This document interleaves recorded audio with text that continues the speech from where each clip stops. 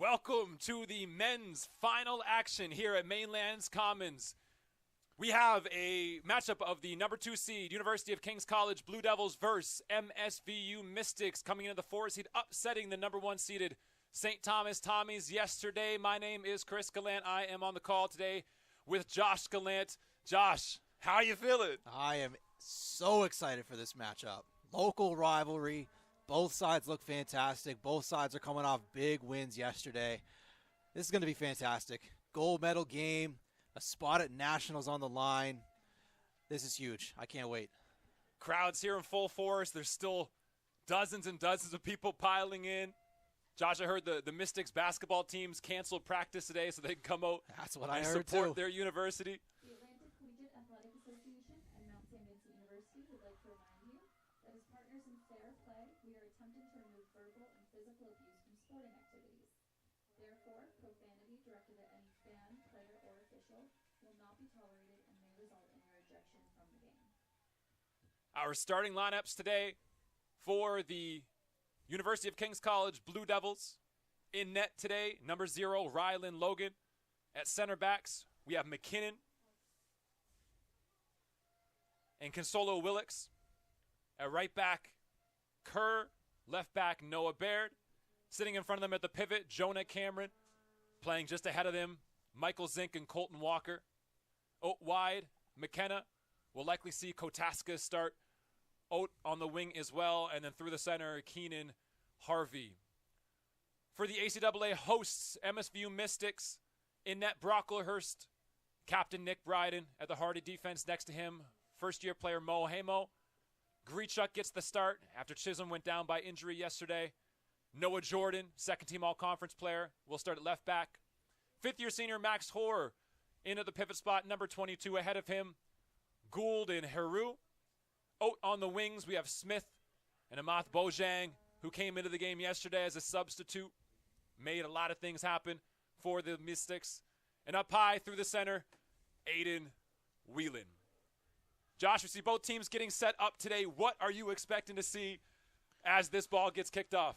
It's going to be interesting, honestly, to see how both teams kind of feel each other out. We may see, a slower start from either side. We'll see how they decide to roll out.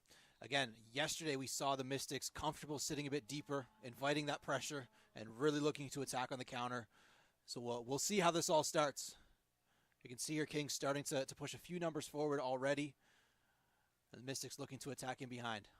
But we do have kickoff. MSVU starts with the ball, looking to settle this down a little bit. That's Grichuk on it here. Looking to play up to Smith. Ball goes into touch. If you are just joining us for the first time this weekend, yesterday the MSVU Mystics did take down the number 1 ranked and unbeaten St. Thomas University Tommies 3-1. Goal came in the 40th minute by Bryden. Into the second half, Aiden Whelan added the second, and Amath Bojang in added time came up with the third.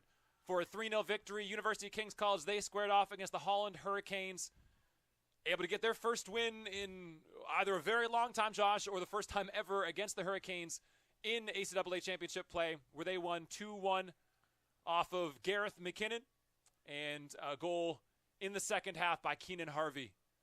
Able to withstand a push late by the Hurricanes to close that one out 2-1, and that's how we find ourselves in this game today.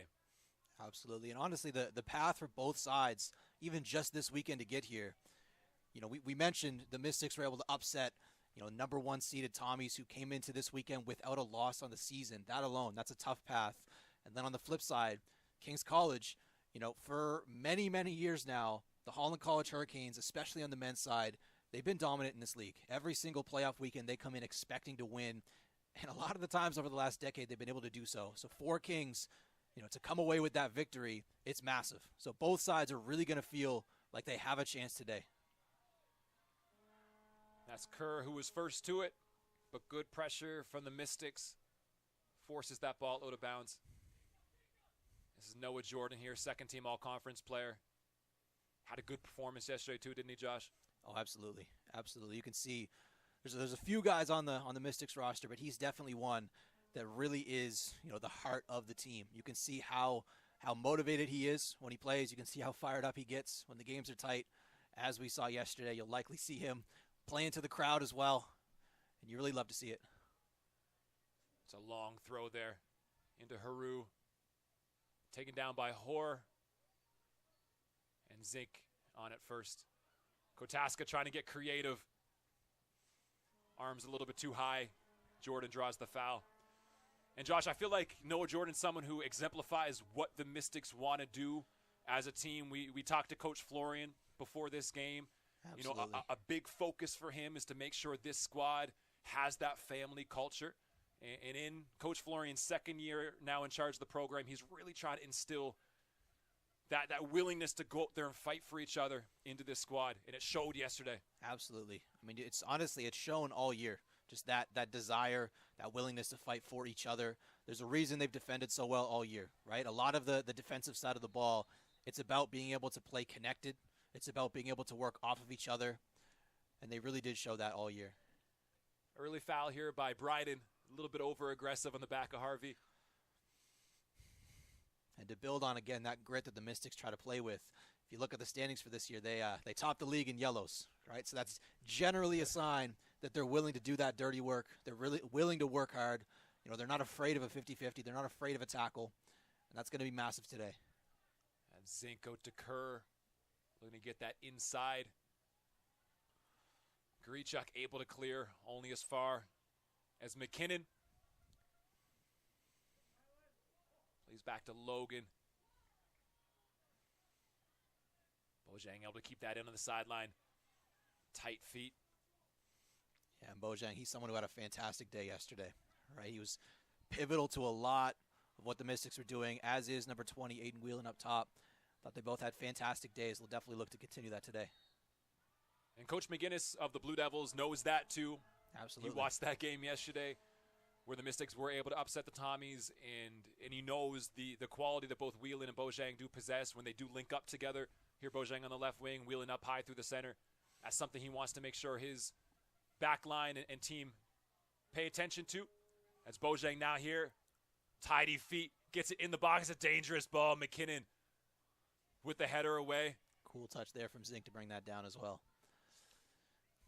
But you're spot on, right? I think the Kings bench, they're gonna know who they need to key in on here, right? If you let Whelan and Bojang both just get comfortable and feel their way into this game, that could be trouble, right? We've seen how much quality they possess on the ball, and Kings are definitely going to want to try to keep them off it as much as possible.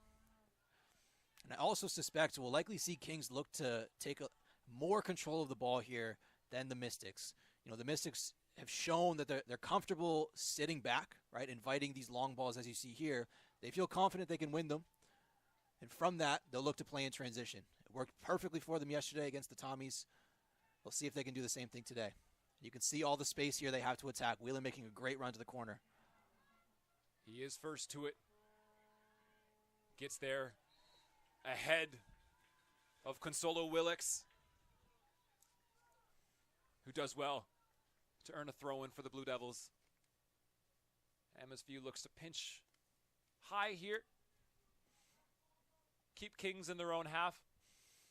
And we'll likely see the Mystics be pretty selective when they press, right? Whenever there's opportunities of like a throw deep in the Kings' half, it's a good opportunity to really get yourself set. We may not see them press as much from open play, but again, it'll all depend on the game scenario here. Well won there from Kings. Freshman Colton Walker getting in. Hamo unable to deal with it. Grichuk, though, in support. Pressure by McKenna forces Brocklehurst. Yeah, McKenna's someone who had a fantastic day yesterday as well. You know, coming in off the bench, he really is that spark plug, right? You could see just the intensity that he plays with. Even there, you know, there's a lost cause ball going to behind. He's still willing to put in the work to try to get there. Yeah, and I'm sure it won't be too long before we also see McKinnon come off the bench. Gareth McKinnon, who came in and scored a goal yesterday too. One of the luxuries Kings has. It's dangerous. Good head by Hamo. They're able to rotate a couple of extra players in, fresh legs, especially offensively. And it's great when you have multiple people who can score you that goal when you need it. Exactly.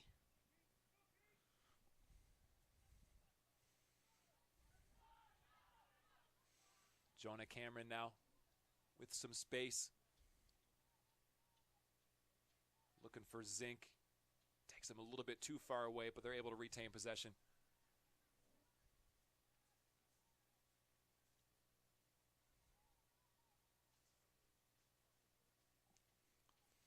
You can see this is where Kings is going to look to get comfortable on the ball, right? When they've been able to progress up the field, they've got the Mystics pinned deep.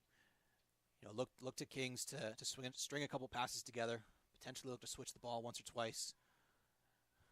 Zink looking to penetrate we'll likely here. see a bit of patience in possession. And naturally, of course, that'll give the Mystics some opportunities in transition, which if yesterday is any indication, they're very comfortable with. That's Baird. Grichuk steps in for the Mystics. I think that's something you've seen in the first couple of games between these two teams as well. You can see that Kings College wants to get on the ball a little bit more. Mystics okay to settle for a little bit less possession, but again, that doesn't mean that either team is more dangerous. It's sometimes just play style. That's exactly it. Right? The Mystics know that they can play well in transition. They know how creative they can be. They know how quickly they can take space, and they're comfortable doing that. Right? They're willing to trade off having less numbers forward in each attack. It's naturally going to make them tougher to beat. You know, we saw that all year. You know, solid defensively. Only one game all year where they conceded more than one goal. Right? If that's your starting point, then you know all it takes is one or two opportunities. If they go your way just as they did yesterday, all of a sudden, you're even tougher to beat. As Jordan look for the diagonal ball to Smith. Does get his first head on it, but goes through to keeper Rylan Logan. Now Kings look to build.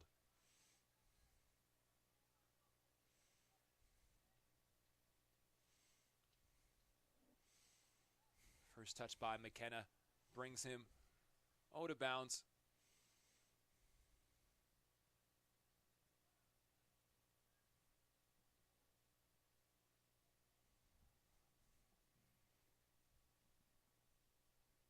And the atmosphere here is big. It's standing room only on the touchlines here.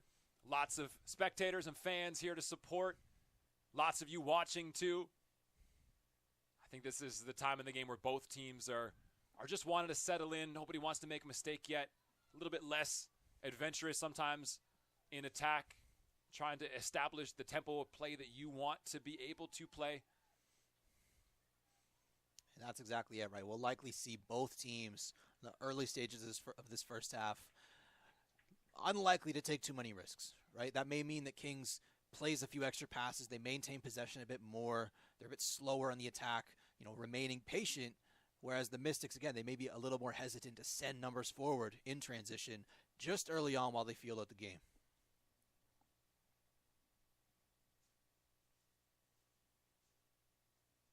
It's Harvey posted up.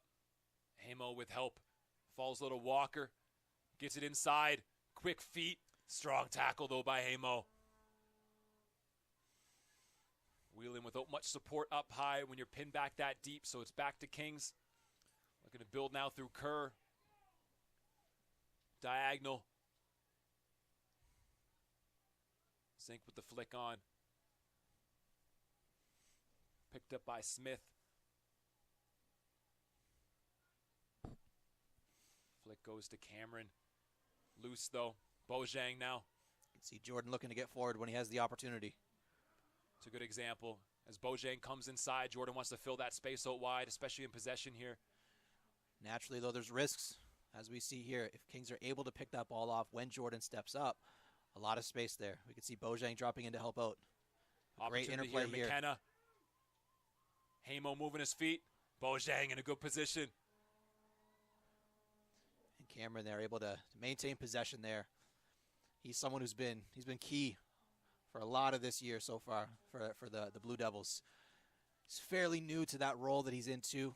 Sometimes referred to as that number 6, that kind of holding midfielder where you're by yourself in that pocket of space.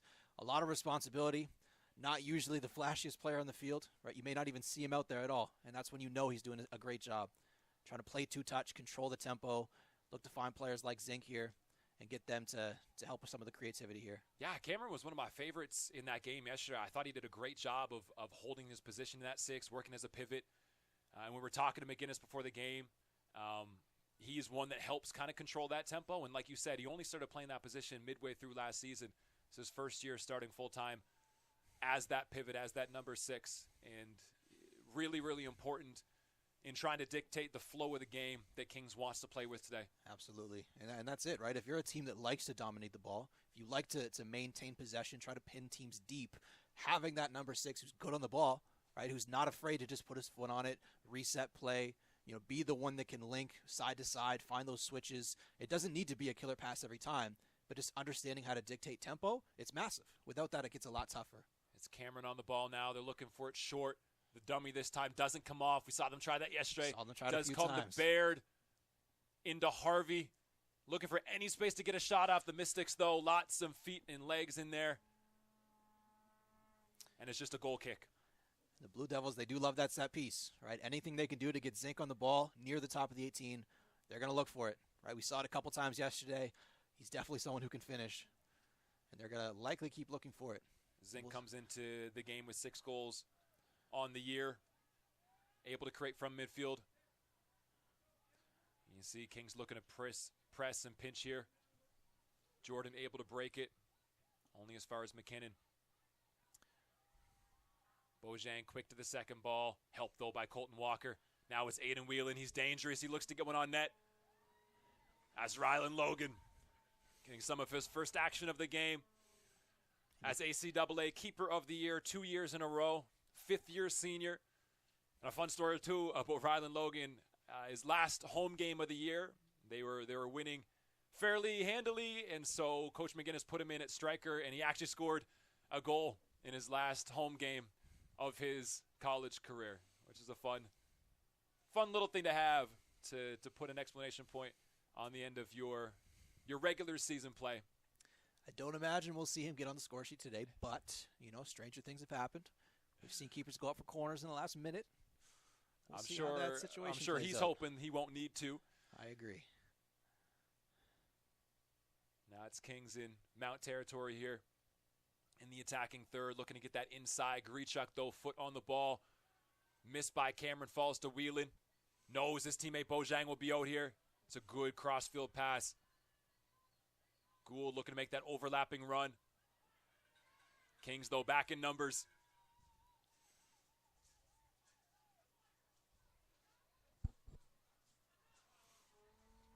Pressure by Gould. Forces Kotaska just to run that ball out of play. We can see there in transition as well. Whelan is going to be key for the Mystics no matter what they look to do, right? We can see as he drops in to be that link, right? When they do get pinned a bit deeper and they can win it back, when they're able to find his feet, that's when you see players like Bojang and Gould getting off. It's a turn there for Whelan, cuts it Good back. Be the opportunity, first one. and It it's is! MSVU was on the score sheet. That's Smith. And just as we're talking about Aiden Whelan, what he can do, he gets on the turn, drives to the touchline, cuts that ball back. And that's Smith coming in from the right wing, making no mistake with his first opportunity of the game. Cooper Smith in his first year out of Dartmouth, Nova Scotia, gets the lead for the Mystics in the 16th minute of play. And right on cue, right? We're talking about Whelan and how important he can be, right? How well he can just get the ball and find those difficult spots for Kings to deal with. He's able to do it there. Great start for the Mystics. Fans energized. And Josh, what does a goal mean in a game like this to break open the phase of play? Especially early on like this, especially with a team like the Mystics. We talked about it earlier, right? They just runs out of play there. When they're able to get that 1-0 lead early on, we saw it against Stu yesterday. It just gives them even more confidence, right? They're a team that thrives off momentum. They thrive off energy. You talked about it earlier. They really try to step onto this field as a family and work for each other. So having a 1-goal advantage, again, it just gives them more energy, more fuel to really put in that work. And Kings now down 1-0. Obviously, lots and lots of time to play. Josh, what do you feel they need to be able to do in this game right now? Well, for Kings, like you mentioned, again, it's still early. I don't think they need to panic. I don't think they need to throw the entire game plan out the window, right? I'd love to see them get that ball settled a bit more, right? I know they want to get Cameron on the ball, try to find a way to go side to side, really try to attack some of the gaps that the Mystics leave. So they have a good turn here. Well cut out, though, by Hamo. Feet by Colton Walker. Far side to Kotaska. And Kotaska and McKenna now have switched wings. Try to give the Blue Devils a little bit of a different look going forward. Something we see more and more frequently in the modern game of football. And speaking of that fluidity as well, again, we've seen Kings play multiple systems. Right now they're settling into that 4-3-3 with that lone number 6 Cameron in there. We also saw yesterday them shift into more of a 3-5-2. Right? They may eventually look to shift into that. I don't know if it'll be the first half, but I know that's something they have in their back pocket whenever they need a spark. So depending on how the momentum of this game starts to shift, we may see Kings start to send a few more numbers forward. They're familiar with it. They're comfortable in those roles, whether it's a 4 in the back or a 3 in the back. The Mystics, of course, will just look to stay solid. They know how to attack. They know what they want to look for. They know the keys. And at this point, it's just about continuing to execute. At Smith on the far side, winning a throw-in for the Mystics. Grichuk here to take that throw. Kotaska with some clean feet. But a miscommunication there by the Blue Devils. Jonah Cameron steps in, can't quite win it. That's Whelan again. He's got tricky feet. Smith now looking to get that ball in the box, but closed down. And out for a corner off Noah Baird. Another opportunity for the Mystics, who can be dangerous from set pieces. They have lots of size. Grichuk, Hoare, both 6'4", 6'5". Hamo, a big target in the box too. Hamo is up for it. He meets it first. Not quite enough pace on that. Wide right. The important thing here for Kings, again, will be to not panic, right? The early goal obviously wasn't in their plans. It's not what they wanted to happen, right? But that doesn't mean that they need to throw everything out the window and just look to play direct. We see that time and time again, right? You go down early, and it's like you just need to win it back right away. You just need that goal back immediately, and you start to panic. You start to make decisions you otherwise wouldn't. It's going to be important for Kings not to fall into that trap. That's Kotaska. Good movement here. Combination play after the quick free kick. Looking to drive down, gets past Hamo. Grichuk comes back and is able to get it off of Kotaska in the end. That's a goal kick. I think that's an important point too, Josh. Sometimes you want to respond quickly, of course, but it's important to remember there's a lot of game to play. If you are the Kings College Blue Devils right now, you also want to make sure you're playing your style and you don't fall too far out of that into what the Mystics want. The Mystics are great at defending these long balls. They got a physical back line. Right, I think your advantage if you're Kings is trying to link up, trying to build up, break the lines with some passes, get Zink in those half spaces, have him create, like you said, link through Cameron. It's McKenna there driving, unable to get past Haru.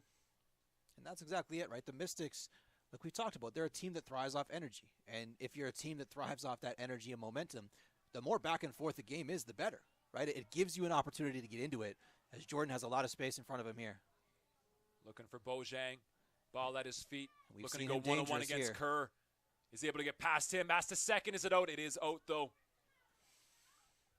Again, Bojang looks dangerous coming down this left wing just like he was in the semifinal matchup yesterday. And again, when we've seen Kings at their best, it's when they're able to dominate the ball. It's when they're able to maintain possession. They don't need to be in a rush, right? They can just keep that ball moving. Eventually, the Mystics will make a mistake, right? No matter how solid you are defensively, it's tough to keep up for 90 minutes with every single rotation, right? So the key is going to be for Kings to stay patient on the ball. Throw in here for Kings. And you can see the pocket of space Cameron's in right now. I'd love to see them link up, see if they can find a way out of this space. Exactly like that. Unfortunately, it doesn't quite come off. But again, the more they can get the ball to Cameron's feet, the better things are going to be. That one bounces a little too far. And so who on this Kings team will we be looking for from a Blue Devil supporter side to be able to slow that tempo down, to gain possession of the game? I think there's a few. So we've talked about Cameron, of course, in that number 6 role. It's going to be key. But also someone like McEwen, or at the center back role. McKinnon at the center back role. Being able to just get on that ball, slow the tempo down, right? There doesn't need to be a rush. Especially, we can see how the Mystics want to defend here. They want to bring numbers back. Looking for a handball call, doesn't come. There. And good example here of Kings being able to just maintain that tempo. Zink making that far post run, flicked on by Harvey. Away, though, by Jordan. But it's straight up in the air. Ball hits the ground. Bryden's up high for it. Hoare able to clear, but only as far as Cameron. And this is the type of sustained pressure that Kings is going to want, right? You can see the Mystics, they want to bring Bojang and Smith Zink back. looking for a back post, Jordan. Up to the task. Colton Walker keeping it in. Now McKenna. Again, the Mystics, they're comfortable bringing back 10 of their 11 to defend. They want everyone behind the ball outside of Aiden Whelan and try to use him as a link when they win it back.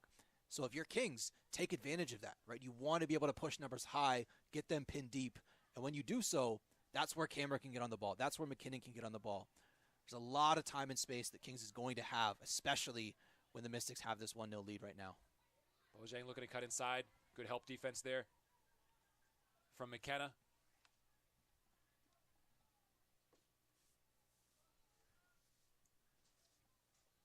Ball across now here to Kerr, looking for options. Harvey checking in the gap. Hoare's with him. That is a foul.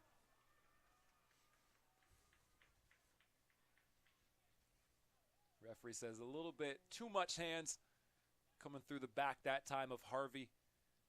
Opportunity now for Cameron or Zink. And this seems like a very similar spot to where Kings were able to get their first goal yesterday. We saw Zink float that ball in. Looks like he's going to step off it into a lot of space right now. But we saw Zink float that ball in, just created enough confusion, enough of a scramble inside that 6-yard box, and they were able to finish. We'll see if they can pull off the same today. Ewan with his left foot swinging that is dangerous. Brocklehurst is able to parry over the net. Great ball there from McKinnon. And you said it yesterday in the 2-1 win versus Holland College. Both of their goals did come from set pieces, one from a very similar spot as that one. Honestly, with a very similar delivery to what we just saw there from McKinnon. Now Cameron out to take the corner. And we got a little bit of wind here in this first half, too. We saw it in the women's final as well. Coming from left to right on your screen, favoring Kings right now. Puts that towards Brocklehurst. Oh, well up from the Mystics there. That looked like Hoare getting up for that one. It does, doesn't it? And that one might have had a chance. Might have had a chance. A lot of space on that far side if they can get there. You can see Haru and Smith both in space. Trying, gets it to Hoare. Smith now. Fantastic ball to that corner if they can get to it. And these are the types of attacks the Mystics are going to look for, right? Can they attack quickly in transition, invite the pressure, and then attack around it? And that's it. They win a corner off of this one. Opportunity again to get Hamo forward. But it's always dangerous when you have set pieces on one side. You throw a lot of bodies forward. You know you're accepting the risk that if the ball falls in a certain place, you could get countered. It was a good example there. Whelan gets control of it, finds a switch. Hoare with an excellent diagonal to get it to Smith, and he draws the corner. And that's exactly it, right? We see teams time and time again sending numbers forward, and it just invites some risk. Ball into the box. Who's up for it? Hamo again and Grichuk were there. Mystics looking hungry on their set pieces.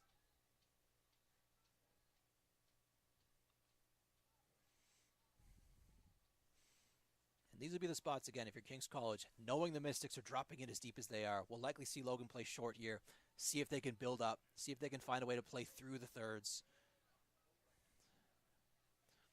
And that's it. When you have a team that are sitting in this mid-block, is what we call it right here, you really want to try to find some ways to break lines, right? Because they're so organized right now. You see that back four. You see a middle four. You have Hoare kind of sitting in between. It's Kotaska now driving, trying to draw a foul. He does. But, Josh, when they're giving you possession and a team is sitting back in a more of an organized setting, yellow card coming here, too. That's on Grichuk. He has to be careful. Kotaska causes a lot of problems down that wing on a yellow. Makes you be a little bit more cautious. But as they're building, Kings is looking to find those passes through those gaps. Can they break the midfield line? Can they step into space, draw a Mystic with them, pull them out of position, break another line, get in behind? Guys like Harvey and Kotaska have that quality. Now Cameron looks to get this in the box. Referee's whistle did not go yet. We'll retake. And if you're Kings, you're okay with that. I think Cameron wants a bit better of a delivery this time around. He'll take the do-over.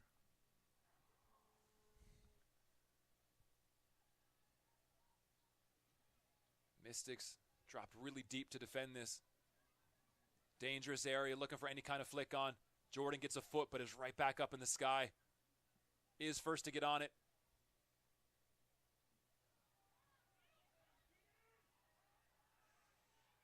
Harvey now looks to get one on net. Brocklehurst up for the task. An opportunity for the Blue Devils. Josh noticed a couple times now, too, on these set pieces. The Mystics are starting fairly far back. Sometimes we see a bit higher line. Holding the penalty spot, the 18. That one they're pretty deep. Sometimes it's okay to be able to attack that ball. Other times you worry maybe it just takes a deflection off somebody. And that's the risk, of course, that comes with it, is the deeper you start on some set pieces, your keeper's going to have less space to operate with, so there might be a bit more crowded in there. But if you feel confident in your ball-winning abilities, which so far it seems like the Mystics have been, there may be some value to starting a bit deeper. You get some of your solid defenders that can jump up and win those 50-50s. Someone like Hoare in the middle, he's got some height to him for sure, so you're able to bring him back a bit deeper and win that 50-50.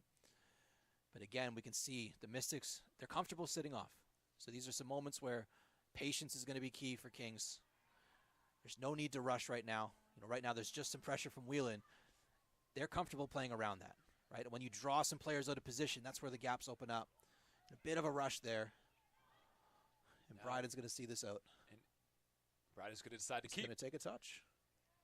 Now an interesting tactical adjustment. We see Grichuk has moved to the left wing back here. Noah Jordan has moved to the right side.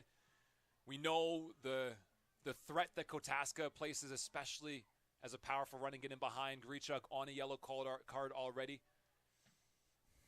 They decided to switch that up, but you see now Kings has countered.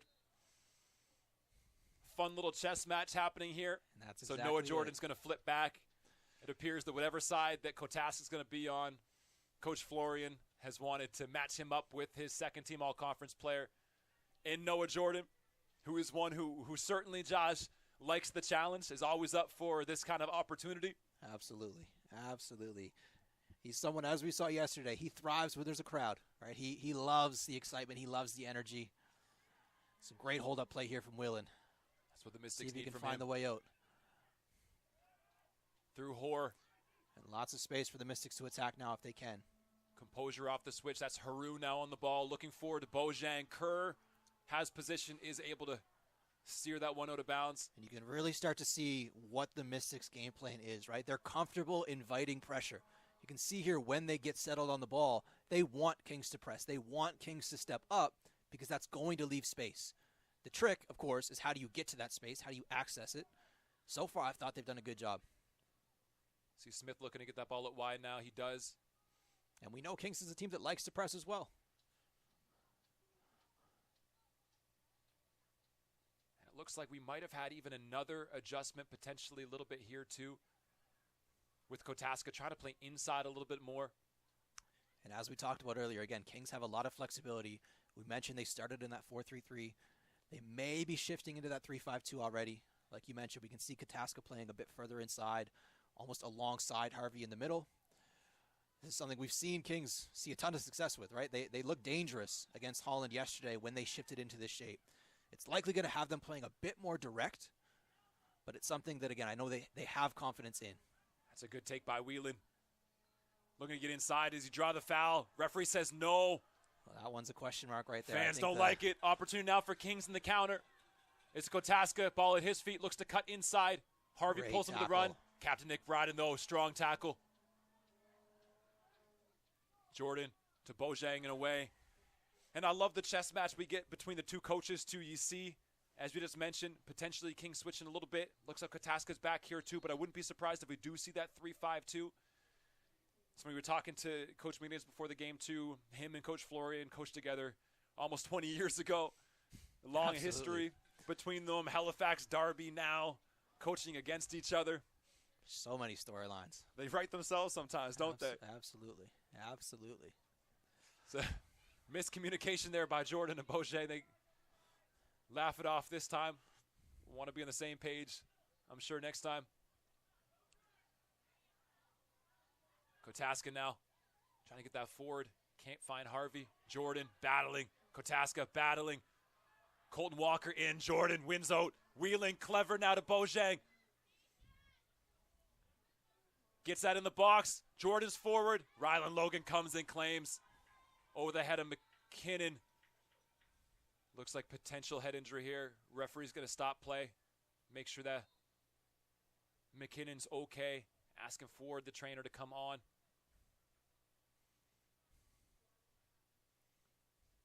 Those hard ones as center backs. Keepers come out, claim as they should. Sometimes you're just in the way. And that's exactly it, right? If you're a goalkeeper, you know that you got to really command that 18. When there's a ball in the air that you know you're going to go get, you got to do exactly that. You got to go get it. Unfortunately, sometimes someone falls underneath. Looks like Ewan McKinnon is okay. We do see another trainer coming onto the field. Potential substitution. Looking to come in. McKinnon's telling coaching staff he's okay.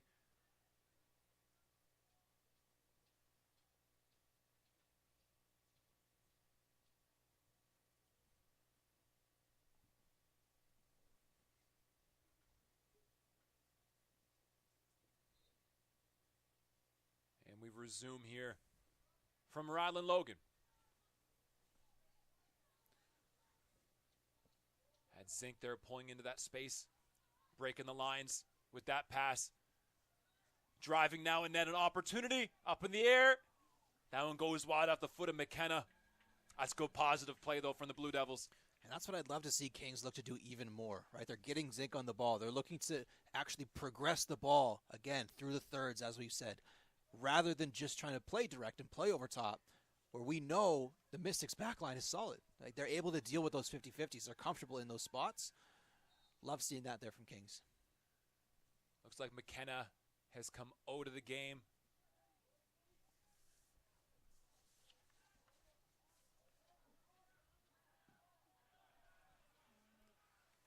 Into the game is Paul Nanos, second-year winger from Ottawa, Ontario. Number 15 on that far side.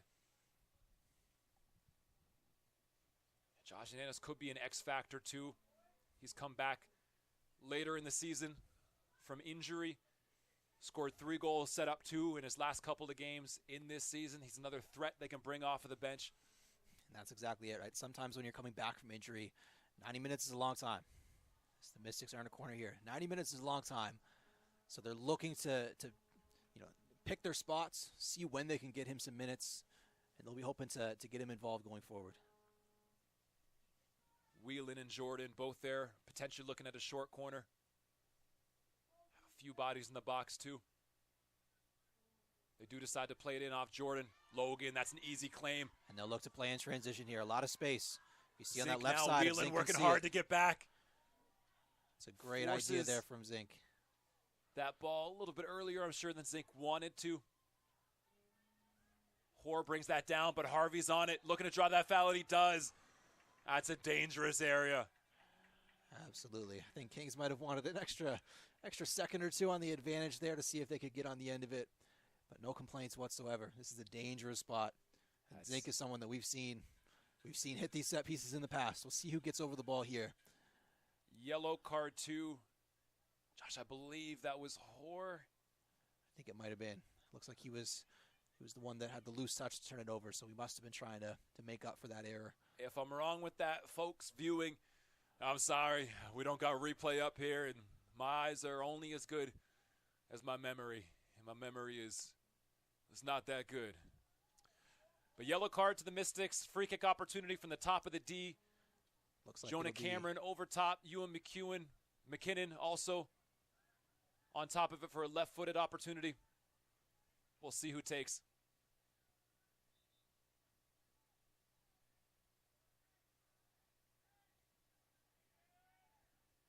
Zink forcing Whelan to come back too. Account for him. It is McKinnon. That one's just high. He's got quality in him. That time just couldn't quite keep that shot down. And Josh, sometimes those close free kicks where it's only 20, 21 yards out, it's hard to get that ball up and down over that wall. That's exactly it, right? It's a dangerous spot, most definitely. But it can be difficult as well. As defended there by Consolo Willux, who definitely has his hands full with Aiden Whelan today and his hold-up play. Here he is again.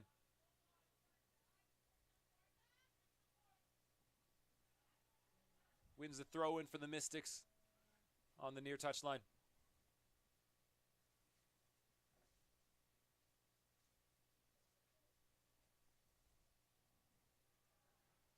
Consolo Willux again clears that one into touch. Josh, we're entering into the 40th minute of the game. This is about the time last game that the Mount scored their first goal. This game already up one, but in a similar situation as they were against the Tommies, in the lead, playing the style of football I think they want to be able to play right now. Solid defensively, looking to account or attack on the counter. I fully agree. And you can even see, they have this thrown in the corner, but you can see the back four is still relatively deep, right? They're not taking too many chances. Bojang, clever, that's a nutmeg. And he's able to Crowd draw the loves foul. it, draws a foul. Noah Jordan hyping up his teammate.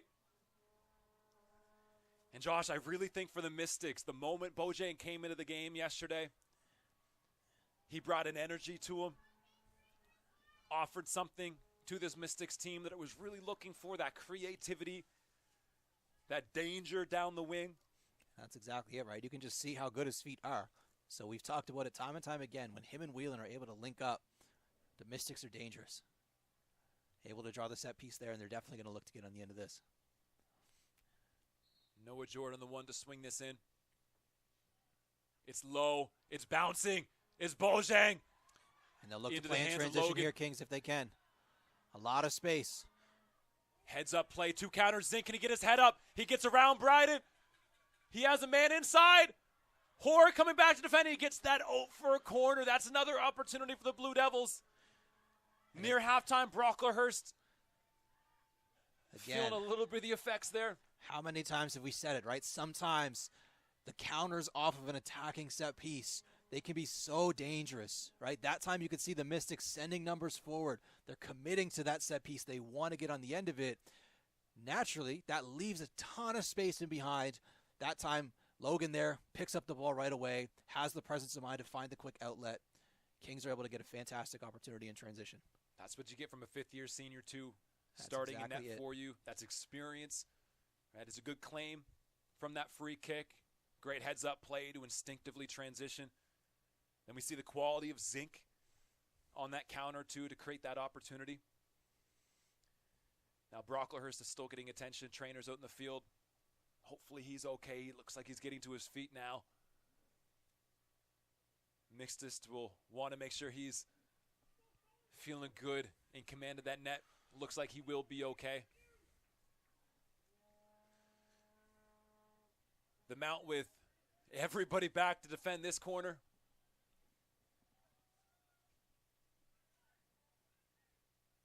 That's going to drop in behind as Nanos to Cameron. Back to Zink. Now to Kerr. Looking forward. It's a hopper. Brocklehurst makes no mistake, though. And here we'll see the Mystics look to build up, right? They're trying to invite that press from Kings. See if they can't play around it. This time the press gets there. As the play on. Referee says no foul there. I think the Kings fans are a little upset about that one. It's a great hold-up play here from Whelan. Again, how many times? Him and Bojang trying to link up, seeing if they can attack. And each time he comes to receive that, he does bring the center back with him. And we'll likely get a foul there. On Whelan. Mystics fans, they disagree. They wanted it maybe the other way or a no call. Likely a good call there. You know, Whelan trying to get himself in the way. Got to respect the effort. A lot of space for McKinnon on that left side. Kings decide to go direct instead.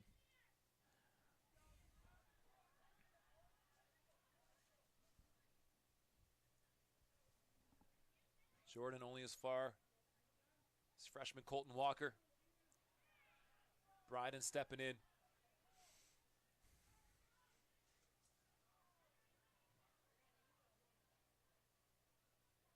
Playing off of Harvey. He does get through the tackle of Bryden, and Jordan has to be careful there. Good discipline from the mount not to dive in. It's a good stretch here from Kings. Again, you can see they're playing comfortable on the ball. Right, they're not afraid to play that extra pass. You can see them trying to find those wall passes, those 1-2s. Right, Cameron's able to initiate a lot of that, and especially when you get possession inside that 18. That's where it gets dangerous if you're defending. Right, you got to be moving your feet. You can't jump in too much. Won't hesitate to call those penalties. Walker, ball in. Kotaska up for it. So is Grichuk. So is Gold. Grichuk again. Mystics asking for a handball. Doesn't get it. That ball is out. I believe that's going to be another corner for the Blue Devils. It is. And now we're near halftime. Josh, how much would a goal mean to the Blue Devils going in, trying to tie this up before the break? It would be massive. It would be massive. Again, it would give them almost an opportunity at halftime to just, hit the reset button, right? To just calm their nerves, start fresh. I do think they've had a lot of control over this game, as I'm sure they expected. But a goal here would be massive. It'd be tough for the Mystics as well. Cameron swings this one in. It's an in-swinger. It's dangerous. Brocklehurst a hand on it. Bojang there to clear. That's an important touch by the keeper. Fantastic control there from Zink. Zink able to even turn off of that.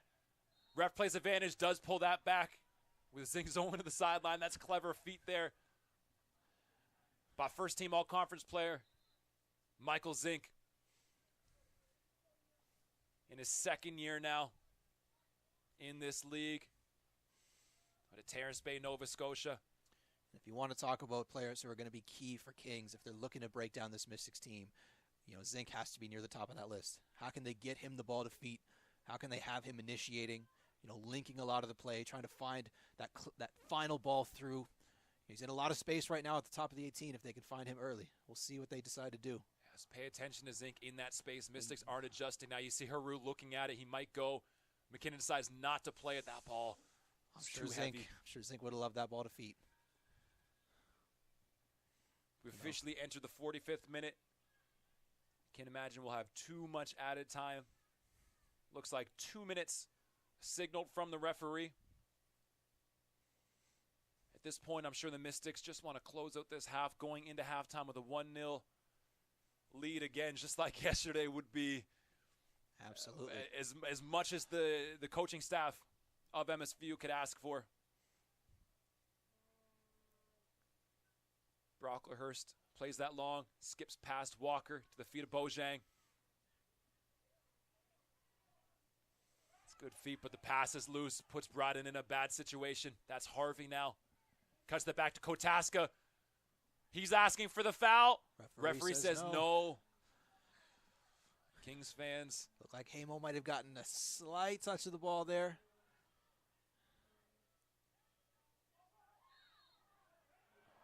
Bojang just barrels into Walker that time. Into the last minute now of additional time for this first half. Kings looking to make something happen. Josh, they've had control of the last 5-10 minutes of this game, really pressing. We can see Whelan here dropping in. Zink had a lot of space inside. He seems a little frustrated that it didn't come a bit sooner. Cameron now into a Great ball dangerous from area. Cameron. Bryden first head away, only as far as Could be Zink. Can he get dangerous. that ball down to finish it? Close out by Bryden. Referee has, The referee. it looks like it is a handball. That's a penalty to the Blue Devils. Looks like the linesman is the one that flagged that one. Assistant Mystics, referee Mystics, says of course, disagree. hand in an unnatural position.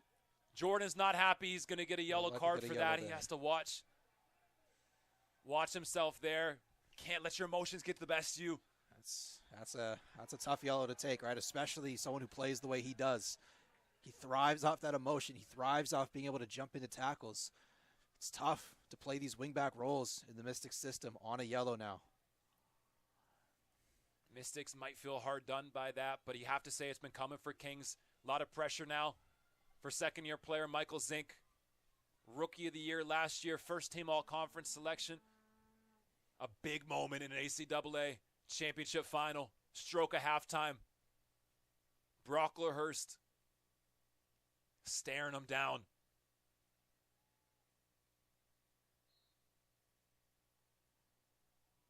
And Zink, make no mistake, ties the game up at the stroke of halftime. Makes it 1-1. Fantastic penalty there from Zink. And you see what it means to the Blue Devils, the fans over here going wild.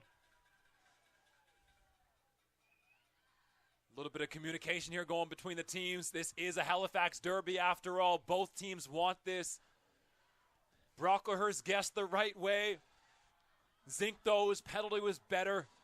Side netting, back post.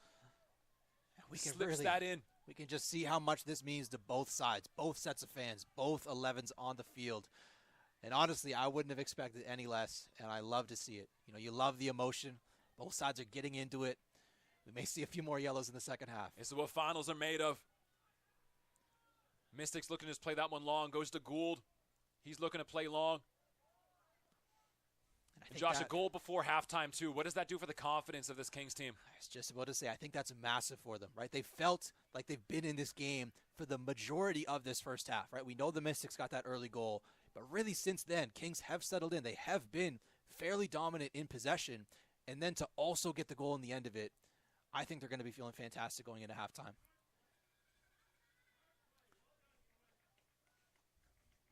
Referee looks at his watch. Can't imagine there's much more than this kick.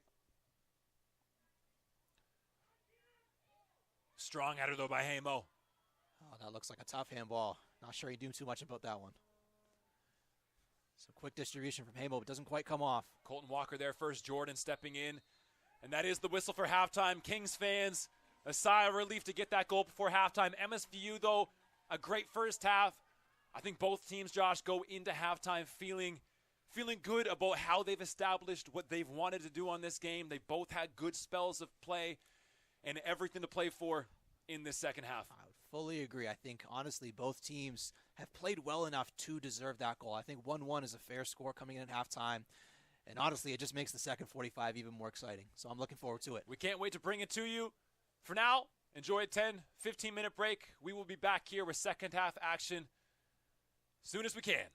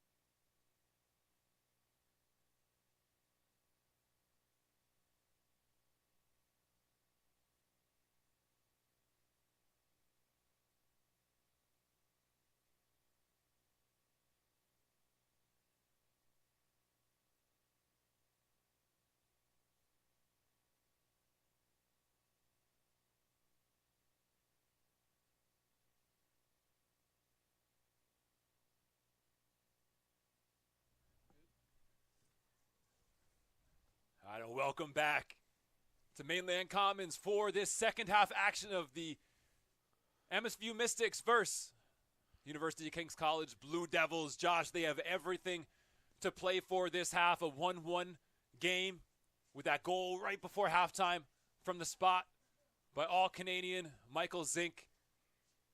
Are you excited for this one? Oh, I can't wait. Everything to play for. We're back to square one, right? That late goal, 1-1, might as well be 0-0.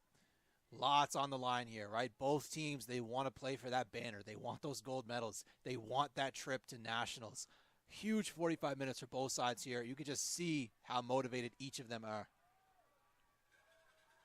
See both teams taking those positions.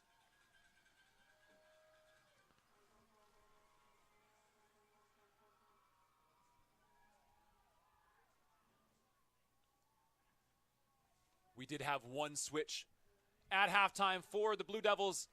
Colton Walker exited the game. Into the game, number 6, Sam Hod, a second-year player from Moncton, New Brunswick. Keenan Harvey looks to get us started. Players on both sides trying to get warm again after the break for halftime in the locker rooms. Let's see, Josh, who can really take control of this first 5 minutes. Could be a pivotal swing. You want to get the crowd on your side. There's lots and lots of support here from both teams. And that's exactly it, right? We'll see who's able to take control of this game. If the end of that first half is any indication, we'll likely see Kings on the ball a lot as well. You can already see the Mystics, right? Fairly hesitant to press too high. A bit of pressure here from Whelan, but not as much happening around it. They're content to allow Kings to have the ball deep like this to try to win those 50-50s there.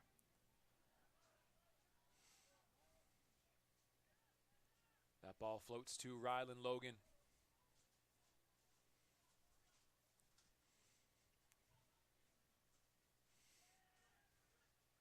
Back to McKinnon. Pressure by Smith. Logan. It's a heavy pass over the sideline, way over the head of Baird.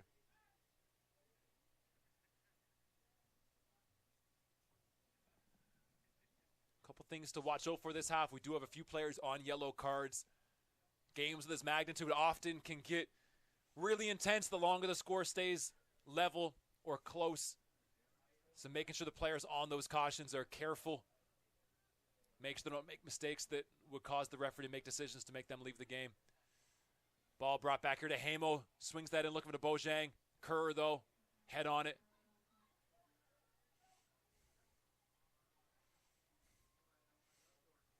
Bojang again. Cool feet, looking to cut that back. Does draw a corner. Early set-piece opportunity this half, Josh, for the Mystics. Gives them the chance to bring some players forward. We've seen a couple times now this game they've been able to win that first ball in the box. Hamo's had a couple. Grichuk's been in there. The big question here again will be how much risk the Mystics want to take. It looks like less than before, right? We see Grichuk coming back as well. We had that transition where Kings almost scored off of the counter. Jordan Bojang up for it. Well up there from Bojang. Just not quite able to redirect. But again, we saw in that first half the Mystics sending a few too many forward on a few set pieces. It gives Kings opportunities to transition quickly. That time the Mystics taking no chances on it. And it looks like Kings may look to play long here. Rylan Logan does tell his team to push forward. Noah Jordan steps in front of Kotaska. Can't keep it in bounds, though. And we talk about players coming into the second half on a yellow. Jordan's one. And he's one where, knowing how he likes to play, he plays with that high intensity, that high effort level. He'll have to be careful in the second half, not to come in, accidentally a little late. Anything that might be a little too heavy, he'd take the risk there. So we'll see. Well Smart managed decision there there by McKinnon. Heading that ball back to Logan.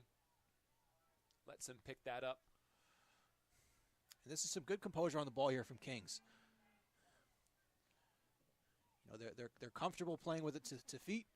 Some slight pressure here now from the Mystics as Kings gets a bit deeper. Bojang high.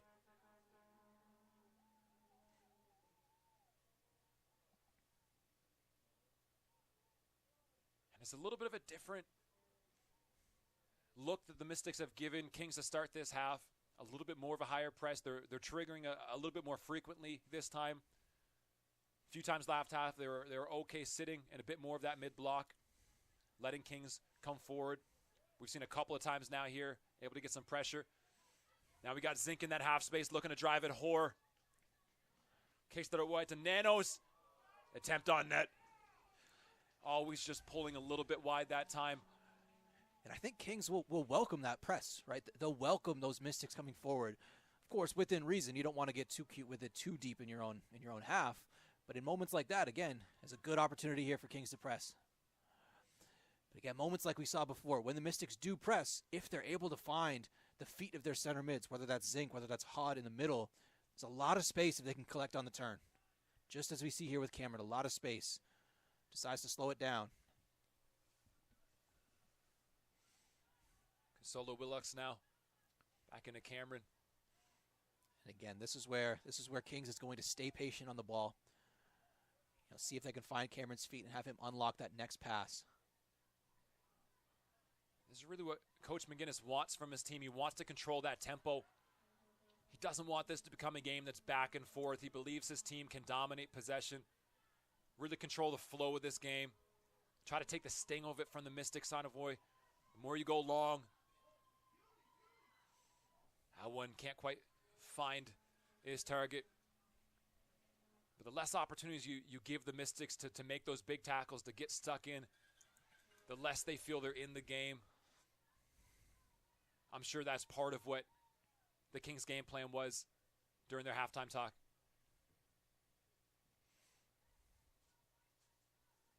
That's Kerr working on Jordan. Can't get past him. Bojang now coming the other way. There could be some space in transition here for the Mystics. Smith decides to go quick with that one. Consolo Willux deals with it.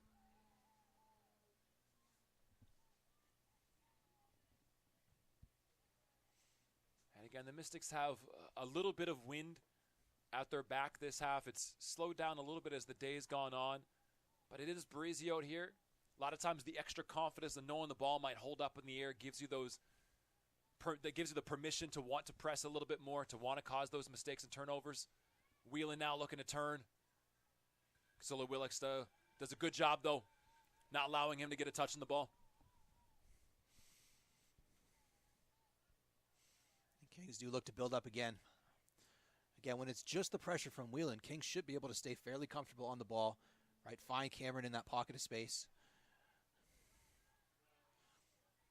Some good composure here. Fortunately, the turnover there, and Wheelan's able to pick it off. Wheelan now driving. One man to beat. Can he get a shot off? Important, though. It falls to Smith. Can he get a second? The game is high. The chance goes begging. You can see Smith. He's shaking his head. He knows. He wants that back for sure. We can tell. Consolo Willux with a great job, though, to slow up the run of Wheelan. But it pops out to Smith. He sees an opportunity for a second of the game. And if you're Kings, I know there's been a few small mistakes here. I don't think you need to go away entirely from that build-up they're looking to put together. Right? You can see they go a bit longer here, trying to play in transition. Oh, that's a dangerous one there. Jordan's head was low. Kotaska, eyes only for the ball. But it looks like there might have been some head contact. Referee calling trainers on. It's brave by Jordan to put his head in an area like that when you know there could be contact coming. Bryden's just asking some questions of the referee for dangerous play. Those ones are tough when the head goes low and knee isn't too high. It's just the ones you hope everybody's okay at the end of it. Those are just the unfortunate collisions, right, that happen in the run of play.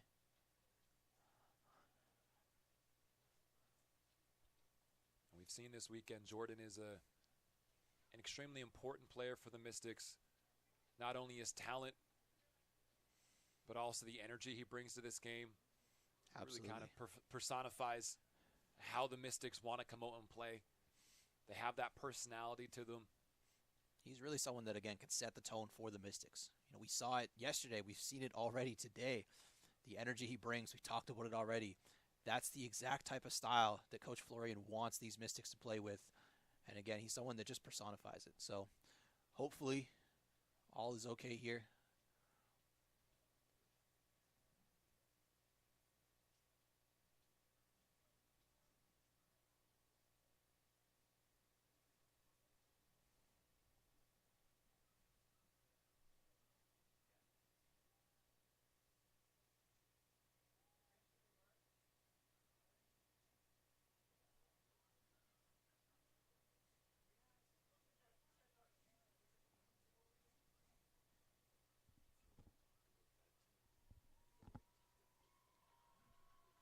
Looks like Jordan's okay. You see Kings over 2 on the sideline, trying to regroup a little bit. They've had a strong start to this half. Trying to find ways to keep up the creativity and the pressure. Jordan's on the sideline. Looks like he's stretching out his leg, which is actually good news. Hopefully that means it wasn't any type of head contact. Looks like he'll be set to come back in as well.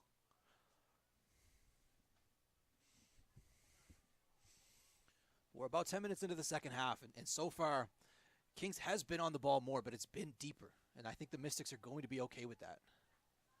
Right? Because it'll give the Mystics an opportunity to, again, like you mentioned earlier, press a bit higher. They're not selling out for it just yet. They're not sending everybody, of course. But they're playing a bit further up the field, likely because that wind at their back. And so far, they've had a few opportunities come from it. Great one for Smith again that I'm sure he wants back once again. But a few opportunities here as well. Good news for Mystics fans. Noah Jordan is back on the field. Miscommunication there. Crisis averted. Hoare gets the ball to Bojang. Overlap by Jordan. Doesn't use it. Comes back inside. But Hoare looks for him and does find him. That's good interplay from the team in blue.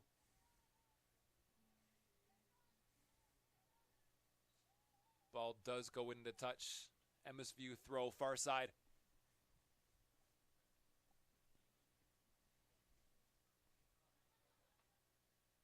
And in tie games too, sometimes the game can be a little bit cagey again. Trying to figure out who is more willing to put pressure on the other team. Time Bojang is called for a flailing hand. But you're spot on, right? In a tie game like this, especially into the second half, we've talked about it time and time again this weekend. Nobody wants to be the one that makes that big mistake, right? And understandably so. And sometimes you see each team a little less likely to take big risks, right? You're not going to see either team send too many numbers out of position.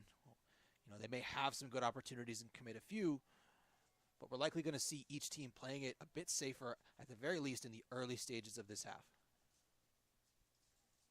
You know, I think we'll see that here. I think Logan may look to play this one long. Up in the air. Challenge and won by Kotaska. Falls to Harvey. MSVU back in numbers. It's clever from Zink.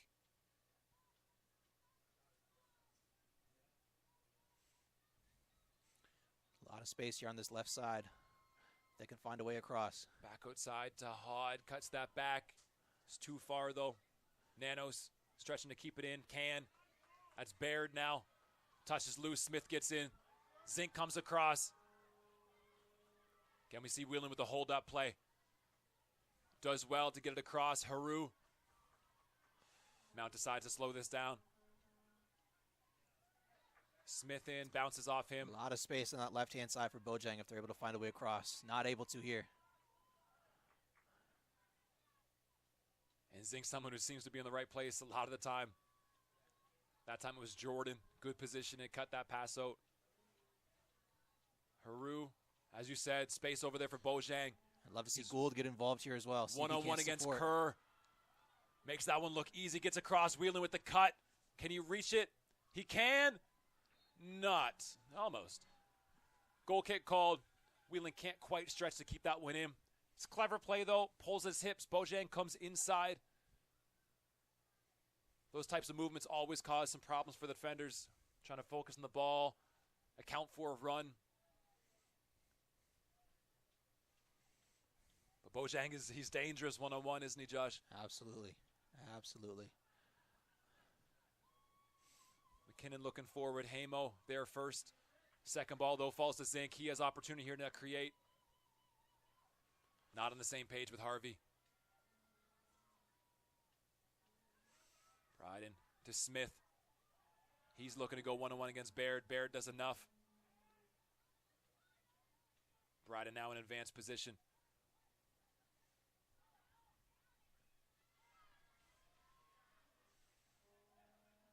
Good and good responsibility for the mount.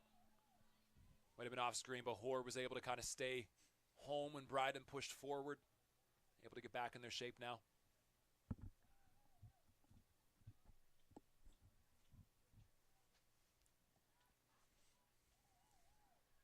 Consolo Willix carries the ball forward. Mount now back in that mid block. And you can see again a lot of space inside for Cameron. The Mount starting to step up a bit more on it. But again, if you're Kings, this can be okay, right? We see Haru starting to step forward onto Cameron. That may leave some space for Zink in behind if they're able to find that pocket. And McKinnon especially is someone who knows how to find that pass. And he does pick out a good one, this time to Nano, so wide. Head up, looking inside Bryden. Important header right there. Bojang first to it, Whelan's up. Great Calm control there touch from McKinnon. And once again, Cameron with tons of space inside if they need him. Good pinch ball, press ball there from Baird. Cameron sprays that wide. Noah Jordan first to the ball that time. Bojang with room. Noah Jordan bursting down the sideline. You can see it. I'd love to see Hoare get involved here as well. Lots of space in front. Kotaska, quite though, come off. does his job. Saw the run of Jordan, made sure he tracked that. Bojang asks for a foul, gets a foul, free kick to the Mystics. A lot of back and forth the past couple of minutes. Both teams a chance now just to kind of catch their breath. We've talked about it all game. The back and forth, it benefits the Mystics for sure. That's how they like to play. It's how they've played all year, and they're great at it, right? So if you're Kings, we've talked about it the last few times they've had possession.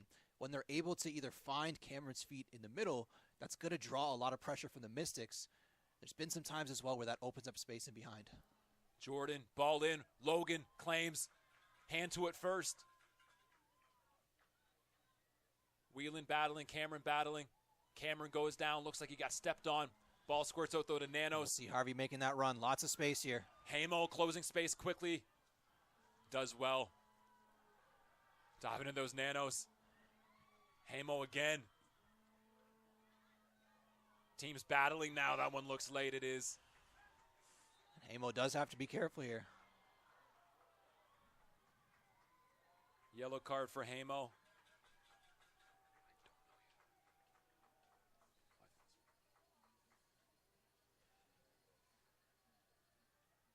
Referee looking to his book, and Hamo will go in it. That's another Mystic on a yellow card right now, a lot in that back line. And that's exactly it. I believe we have Greechuk, Jordan, Hamo now. I think Hoare is in the book. That Mount backline has to be careful. Still half an hour to minute play. now. Jonah Cameron looking to create from the opportunity from the set piece Great again ball. today. Brocklehurst, the ball is everywhere. Brocklehurst, does he have it? He does. That's a mess, though, in the box. Mystic sigh of relief. Fantastic delivery there from Cameron, putting that right into a dangerous location. Mystics able to scramble, but that's a fantastic ball.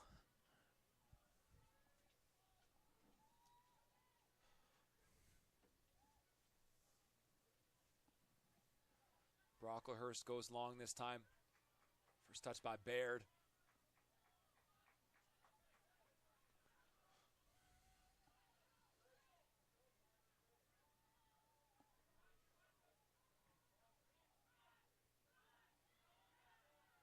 Whelan with it. Good burst of pace. Cameron recovers. McKinnon now. Body position. And Greechuk with the header to safety.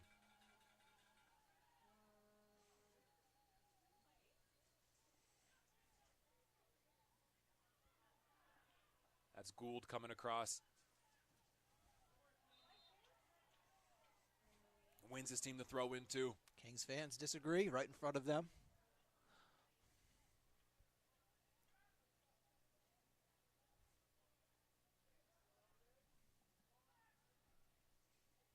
Ball into Smith, flicks that on. Whelan's run and take him the other way, though.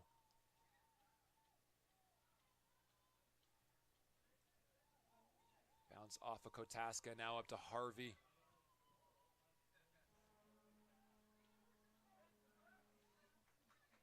Gould there to help out with Jordan, pushed up the field a little bit. How many times have we said it? Lots of space for Cameron. He's in that pocket of space, looking to combine, looking to create.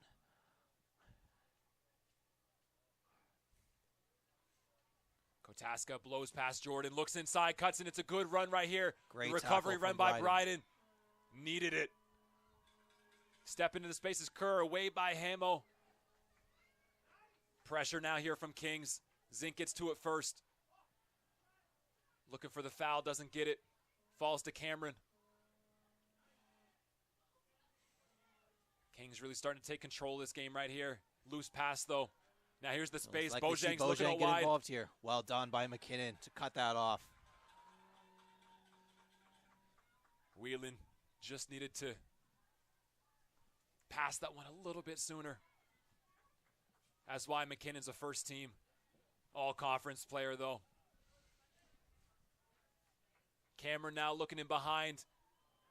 Trying to find the run of Nanos. Can't. Brocklehurst claims.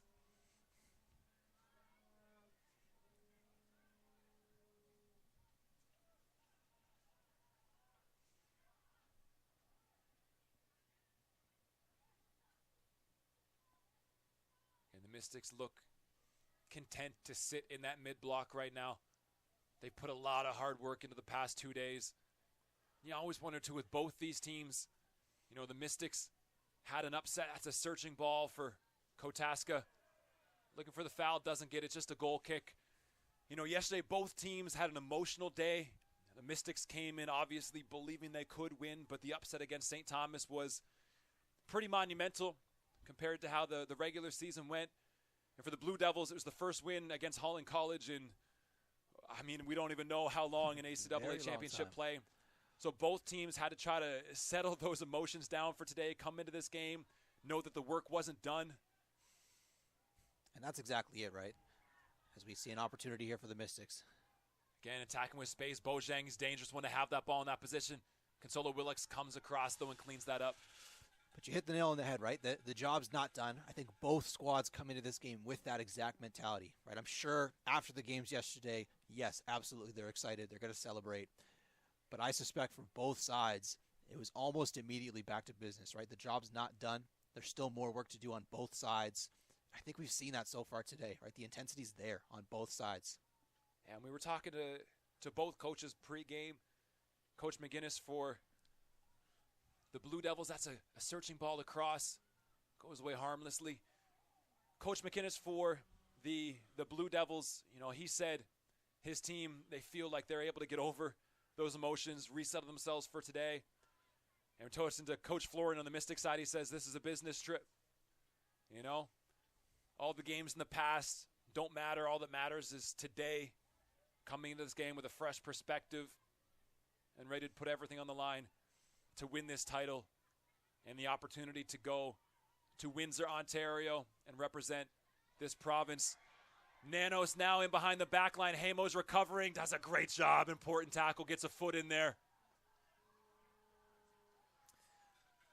And one thing, too, with this Kings Blue Devils team that we see often is when they need to find that penetrating ball, when they need to find that flicking behind, a lot of it starts from McKinnon's feet. Right? We've seen him time and time again get on the ball. He's able to pick out that diagonal. He's able to hit that ball right over top. So if the Mystics do want to try to sit in, they do want to leave some pockets of space, he's been able to access them all weekend. That's Haru coming all the way with it. Out to Bojang.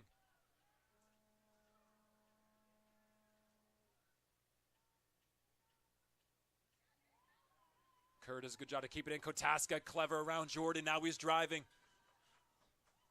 Jordan, though, recovering. Great recovery tackle from Big Jordan. tackle. You see the emotion. What a tackle like that means to him. Trying to rally his team. So we approach the 69th minute of play here. Having to defend a corner. And we know how dangerous Kings can be from these set-piece opportunities. This time it looks like Kotaska is the one to deliver the ball into the box. It's actually to be Zink who comes out.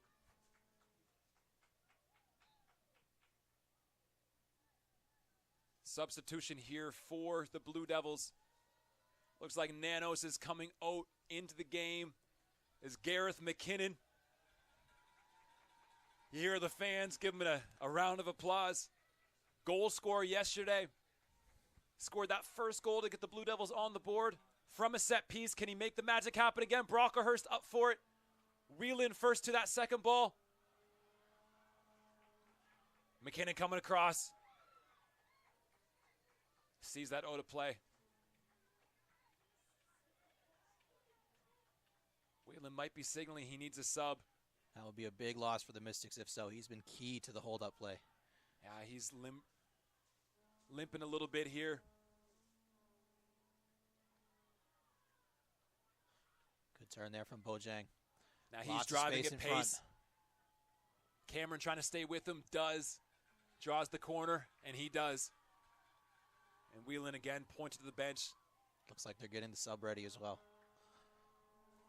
Unfortunate for the Mystics, but it looks like his day may be over. You know, maybe it is something he comes off, can come back on.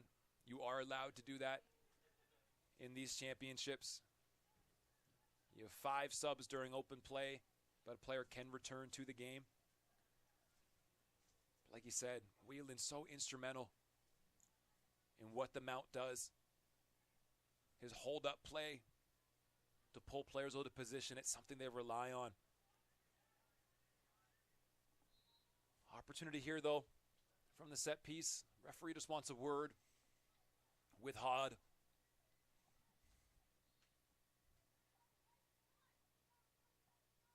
Jordan looks to deliver. Might be too much on that one, it is. Logan looks to get it started quickly. They see some space to attack, and they're looking to get there. Grichuk first on it.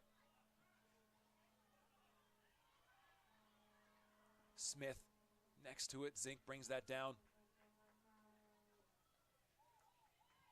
As McKinnon gets it past Grichuk. Harvey now into space. Bryden comes over. Hamo's recovering. Harvey can't do anything with it, though.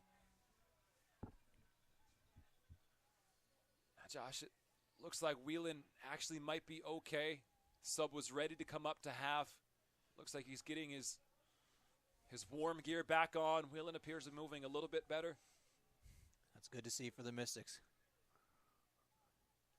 Yeah, that's their leading scorer. He's been a part of every goal contribution so far this weekend. Really is an important player for this Mount team. Bojang first, that one from Bryden.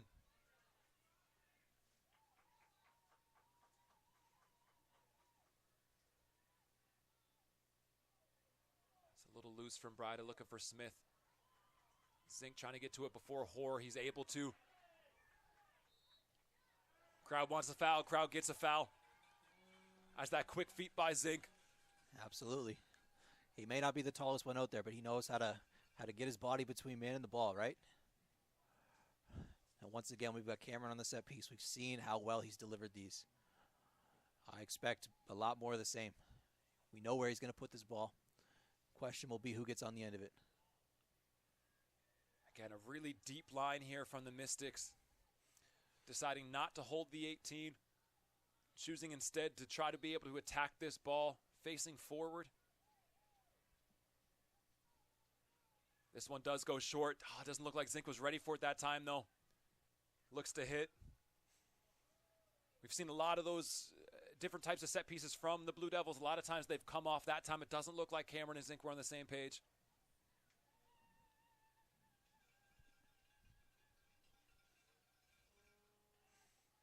Ball into Hamo.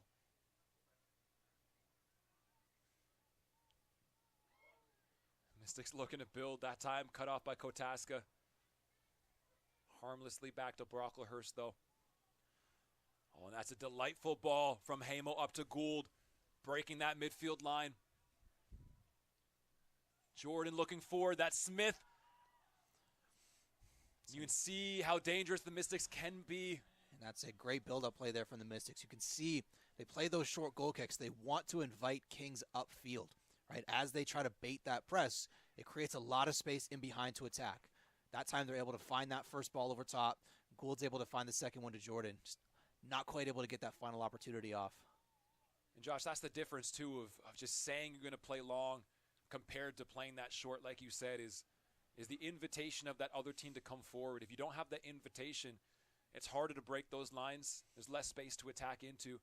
That's so even exactly that first pass, right, encourages and gets that other team to creep up 5-10 yards. That can make a difference to get that ball like they did into the feet of Gould to create and then get that one to Smith there too. Absolutely, right? It gets them 5-10 yards further upfield, but it also then is carrying their momentum forward, right? They're going to be running towards the ball, whereas just from a dead ball, they're able to already be retreating, right? They're already on the back foot. They know how to react properly. As you see some space here for Kings to attack. As McKinnon can keep it in, he can't that time. An interesting matchup too during that left-hand side for Kings. That's Gareth McKinnon, as we said, goal scorer yesterday. Grichuk, the right back for the Mount St. Vincent Mystics. They both grew up in Cape Breton. Went to school together at one point in their lives too. I'm sure they're excited to have a matchup like this, to be in this position. Mystics are making a substitution here.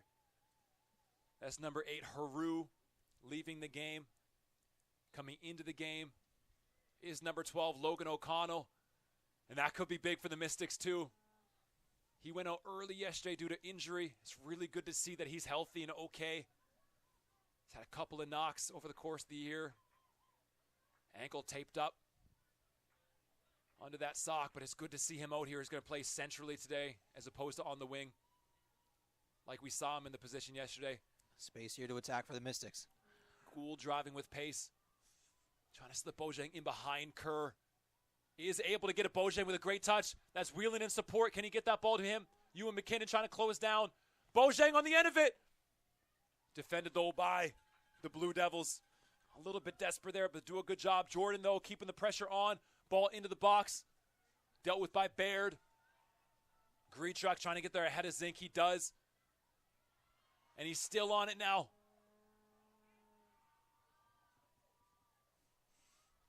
Good composure there from Cameron. And good awareness from Zink. Really has time and space. You can see here the patience for Kings, right? They're looking to find the gaps that they actually want to attack. They're not just taking the first thing they see. Cameron now again open in the middle, as we've said a couple times today. Looking to switch play. Across to Hod.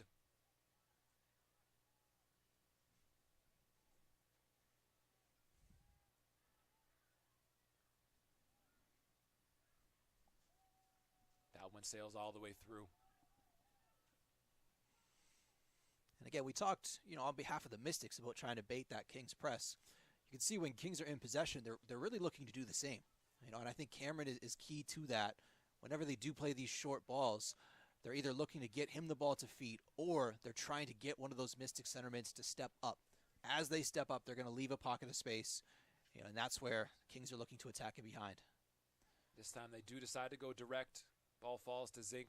Handball, though, called against the Blue Devils.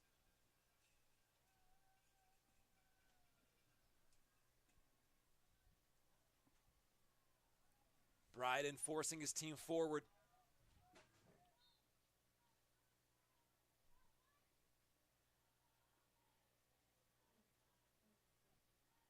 Ball into the box. That one looks short, but it does. It falls to Hoare. Wheeling on the turn. Can he get a shot off? He can, but can't get any power behind it. That's easy for Logan. Bryden just able to get that first ball over top. This is where we may see that diagonal again from McKinnon. Doesn't quite come off that time, but you can see what they're looking for, right? They're going to get the ball to McKinnon's feet. They're going to just see what's in front of them, right? If the Mystics are giving space in front, you'll see him play it short. If they're looking to step up, he's fine looking in behind as well. And that time he was a little frustrated. He wanted his teammate to come short. What he was seeing is the Mystics were backed space off. Space for Bojang in behind here if they can find it. And they are. Gould gets it out to him. And we see Smith on the far working side hard to joining get in. there. He does.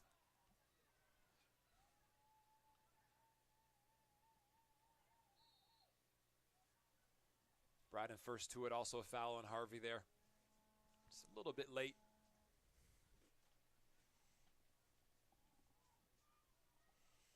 A lot of space for Grichuk on this right-hand side.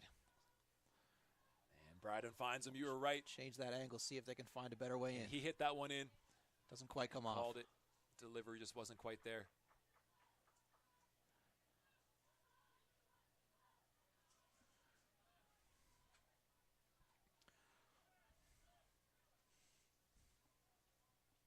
Baird to Great Zink. touch there Clever. from Zink. You can see Hamo joining in. Doesn't quite come off. Whelan still working it. Good to see that Whelan looks like he's okay. Great control here from Baird. And a good idea. The pass just doesn't quite come off. He saw that run in behind, tried to get there. Flick on by Gould, gets it to Bojang. He's one-on-one with Kerr. Kerr does a good job to force him backwards. That's what you want to see in a defender. Don't let him face up. Jordan, and dealt with by McKinnon. Zink on the turn. Again, clever and composed. That's why he's an All-Canadian. And now right there you can see that's the space the Kings like to get the ball into with that first Harvey ball. on the Good turn. second one through. That one's always going away, though, from Kataska. But Kataska again, leaves a little bit too much in that against Bryden. I think the card's coming out for him, too. It is. you can see in that Kings buildup, again, they're looking to get either Kataska's feet, Harvey's feet, one of them to check in towards the ball, because that's going to draw the defenders out of position. If they're able to win that first one, tons of space in behind for that second striker to attack into. That time you saw Harvey coming towards the ball, Kataska then making the second run in behind. Doesn't quite come off, but I'm sure they're happy with that look. Josh, we're into the 80th minute of play here. Game still tied 1-1. We have fans standing. There's a lot of nerves, I'm sure, in the stands right now. Players, though, I'm sure they're running off adrenaline at this point. Oh, absolutely. Absolutely. At this point now, what do you expect to see from both sides entering the 80th minute, knowing both teams' play styles, where we're at, how the game's flowed? I think we may that's see a loose lot though of by this. Cameron. Whelan, is he through? That pass from Smith is just too heavy. Right on cue. So I was just about to say we may see the Mystics press a little bit higher. I think they felt like they've had a lot of opportunities on the front foot. Kings have been decent in possession, but again, the Mount have had enough opportunities off of that press where it may be worth trying to spend this next 10 to 12 minutes seeing if they can try to pick off a pass just as they did there, try to find that opportunity, skip the extra time, and go home up 2-1. Yeah, and those are ones you really need to be focused during, right? Only so many more opportunities come in a game like this. It's a foul against Harvey. And if you're Kings as well at this stage, I really don't think there needs to be too many changes to the plan. Right? I think there's been decent opportunities. I think they really just need to commit to what it is that they're looking to do during that build-up. Try to find the pockets of space that they're looking to attack.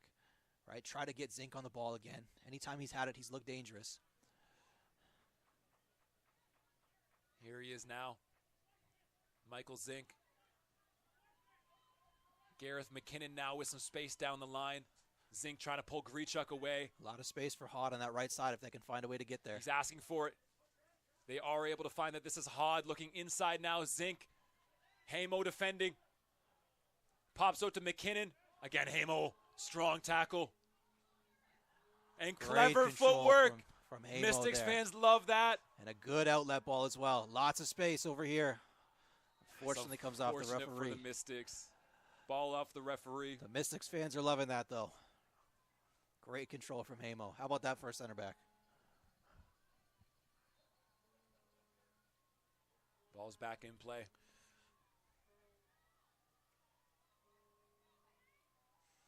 Logan O'Connell Good feet around from Cameron. O'Connell. I think he was looking for the run of Whelan there. Stopped, though. Grichuk with the touch. Decides to go backwards. Bryden telling Grichuk stay inside. He's out wide right now.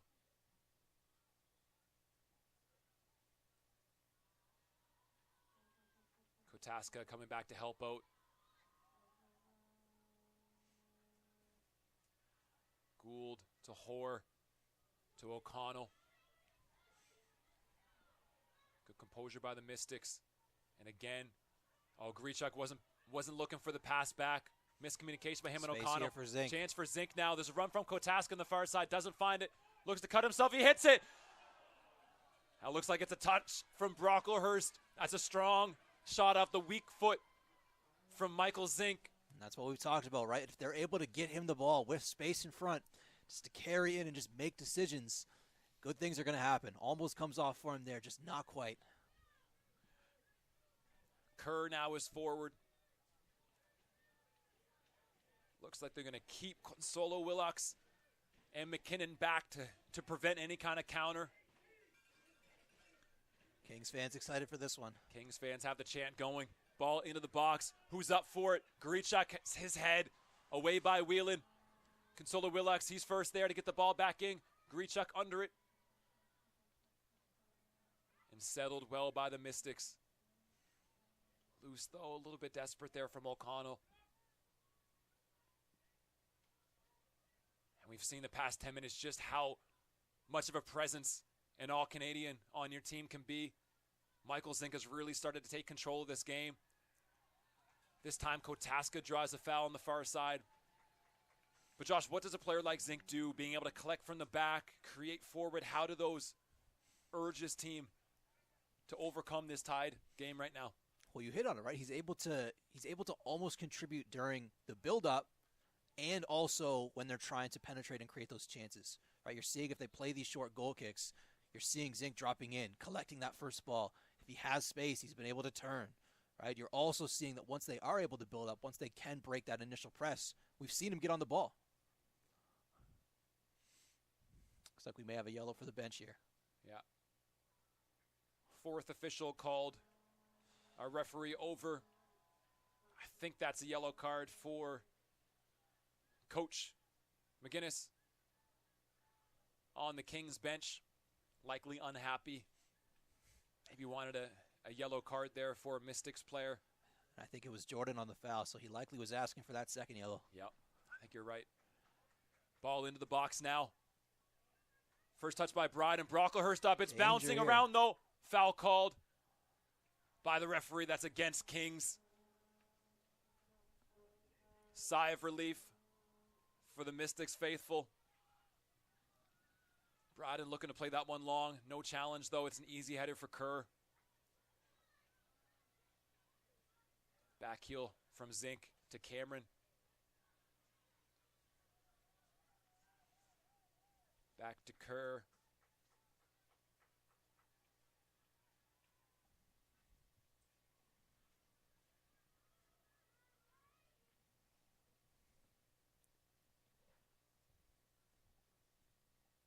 Throw in here for Noah Jordan.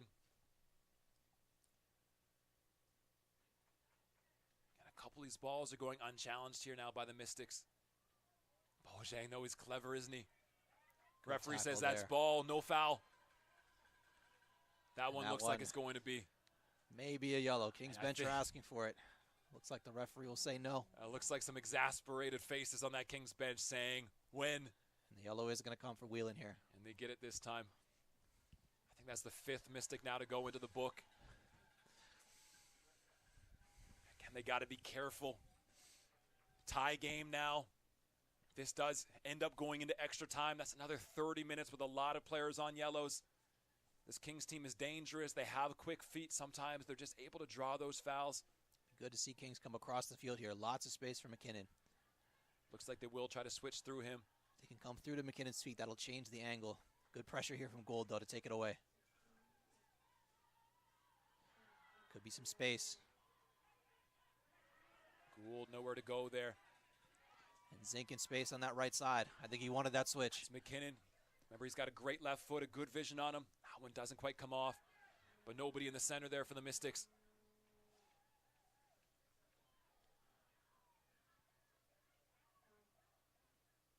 I think Cameron wanted that one back.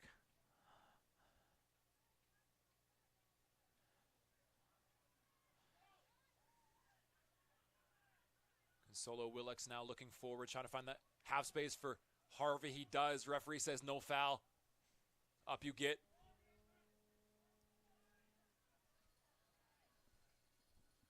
Into the 89th minute of play now. Surely a goal either way, Josh, would end this one. Oh, at this stage, it would have to.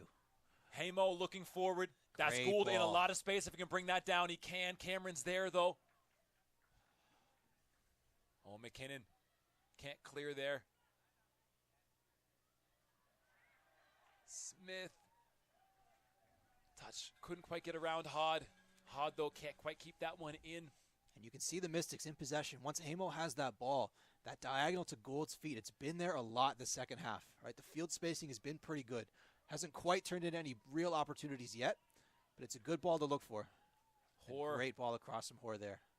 It's clever technique with the outside of his boot to get it to Bojang, who again goes one-on-one. It's not often he loses that. Gets it in. Mystics are looking for a foul call. It's not going to come. Bryden. Clever touch there from Bryden. This time Jordan. Kotaska does a good job to keep that in play. Hoare coming across.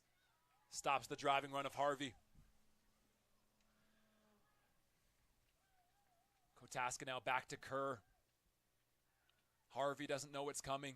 He's asking for a space foul. for Bojang. It's a 2v2 opportunity. Bojang now. Wheeling making the run. McKinnon's there.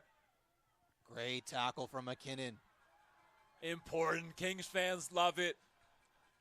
I would have loved to see after Bojang plays that ball through, get a little bit more aggressive on that cut inside. Right, he plays Whelan through to the corner. If Bojang cuts inside with a bit more urgency, Whelan might have had that easy pass back into him. And I know there's tired legs, but at this point, 90th minute, you got to give everything you've got. You see Bojang's laboring a little bit, but now we got driving for that's Kotaska. It's an opportunity. Hamo trying to close the space. Wide to Harvey. Cuts it back. Referee says it's Otho on the touch line. You wonder there, Josh, if maybe Kotaska had an opportunity to shoot. He decides to dish it. I think he might have. You know, he did the hard work getting to that spot. Looked like he had the ball on his foot inside the 18 and still looked to dish. And it's unselfish, but sometimes, Especially this stage of the game, sometimes you got to be willing. Challenging against Harvey. Hamo, good support to cover. I think Bryden wants a foul, not coming. Mystics able to control, though. So O'Connell tracking back, though, is Hod, who's had a good impact since coming into the game. O'Connell sees that out for a throw, and we are officially into added time. Looking at the referee here, haven't seen how much he's signaled for. Hasn't really been too much stoppages. We had a potential head injury at one point. That might add a couple. We could be looking at 3-4 minutes. Both sets of fans urging their teams on. O'Connell, clever feet to get out in a tight space. Hoare knows his roles to distribute. That time can't get it to Bojang. Kotaska coming, driving at Jordan. Jordan does get his foot on it, but is right to Harvey. Now this is dangerous. Kotaska down the sideline. Finds him. An opportunity here. He cuts that back. Hamo, though. Right spot, right time. Ball's not out yet. What a touch there by Hamo. Positioning by the freshman. And we've seen Kotaska get on the ball into that space a lot over these last few minutes. Right, his pace, it's a lot to deal with. You know, Jordan's won a few of those out there, but again, playing on that yellow, he does have to be careful. And I think Kotaska's been taking advantage of that. Remember how much is on the line right now. It's a tie game, ACAA championship opportunity for Nationals. Ball into the box here. It's Harvey trying to hold it up. Bryden making sure his hands are down, won't draw a foul. Brocklehurst. That was on target. He needed to deal with that.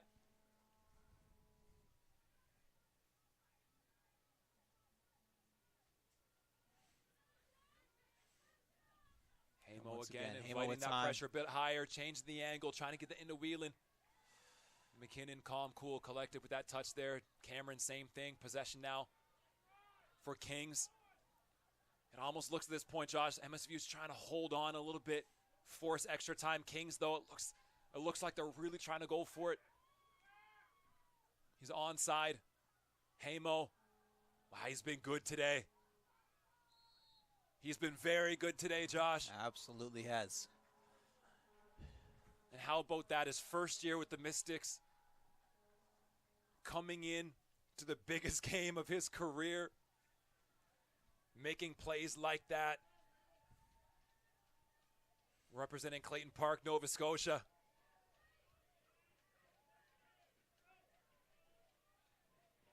Brocklehurst saying push up, wants his team to tuck in.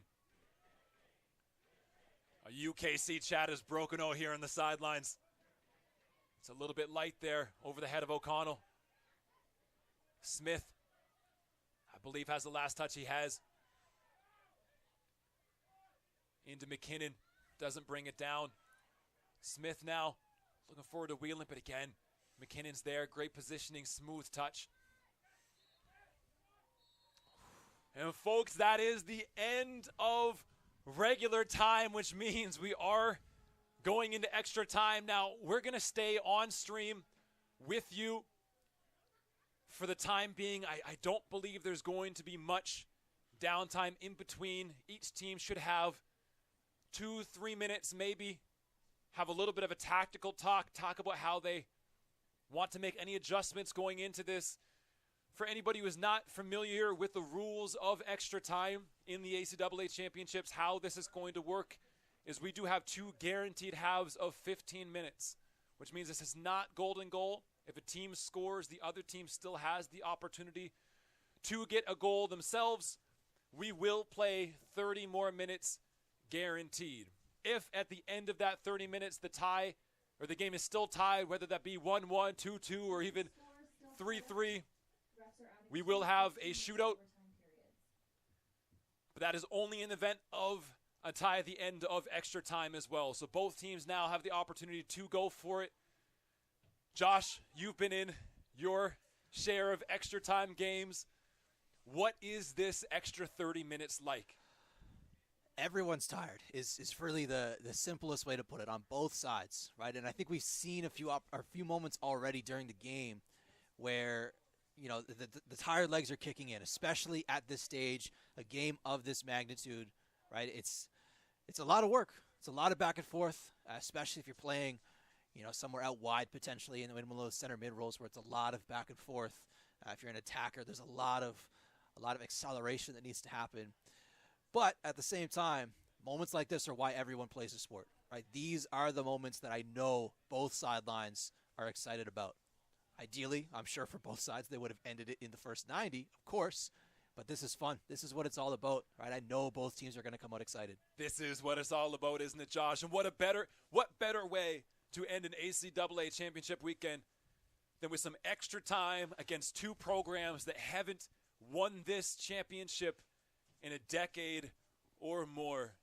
Everything to play for, 30 more minutes to put your bodies on the line. And I'm sure every student athlete on this field right now is dreaming of being the one to score that goal, to end this game, to be the ones running to their section of fans, cheering, knowing that they are the ACAA championship team. And I would say, I mean, minute 1 of this game, we talked about it. This was always going to be tight. This was always going to be a close game. Honestly, back in my mind, I very much expected that we get some extra time at some point. Game doesn't disappoint, of course. So we've got 30 more minutes here. Both sides, they're definitely winded, but at the same time, adrenaline takes over at this stage, right? There's so much on the line, and I know this is what they've worked all season for, is moments like this. It looks like we do have a few substitutions on the MSVU side. Michael Sear has checked into the game, number 11, replacing goal scorer Smith. So Cooper Smith is out. And on the King side, number 8 has entered the game, Liam McCara, second-year striker who's playing out on the wing, it appears, from Waverly. Giving way for him looks like to be number 22, Gareth McKinnon. Kings look started and ready to kick us off for 30 minutes of extra time. Here we go.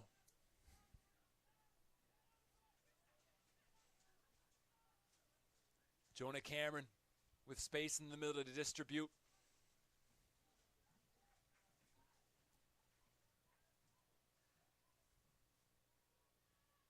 And if you're the Blue Devils, you know, you see how high Bojang likes to stay. Sear's a player that likes to help with a little bit more defensively. If you're Kotaska, you know you really get one-on-ones against Jordan for most of this 30 minutes. Jordan's on a yellow card. Josh, I feel like, you know, they have an opportunity to exploit that. That time was Hod stepping into the gap. I would fully agree. And honestly, I expect Kings to try to switch that ball and find his feet. Again, at this stage, Jordan's on a yellow. He's had a few fouls since. The bench has let the refs know. At this stage, it may just be 1 or 2 more fouls. He may get that second yellow. And if not, he's going to have to play a bit more cautious.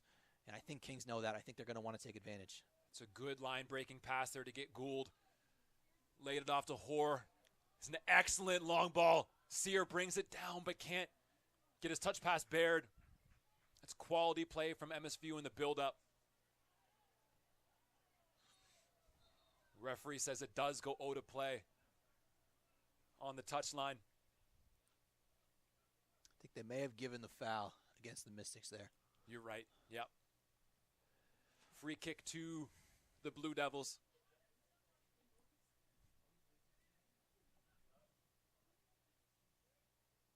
Logan was thinking about playing short for a second. Decides now he's going to go direct.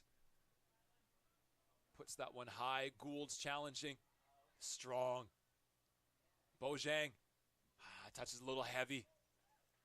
And Solo Willix does a good job to get there. Here's McCarra now. Battling with Hoare. Hoare goes down. That time a little bit of shoulder into chest. Crowd says shoulder to shoulder. Sometimes your body position does make a little bit of a difference. I'll be curious to see for the Mystics if they do look to get Whelan a bit more involved. I think since he took that knock, since he almost had to come out of the game, he hasn't been quite as involved in the build-up. He hasn't gotten the ball at the feet quite as much. And I think the Mystics have been playing a bit more direct, looking for diagonals and balls behind like this. Searching.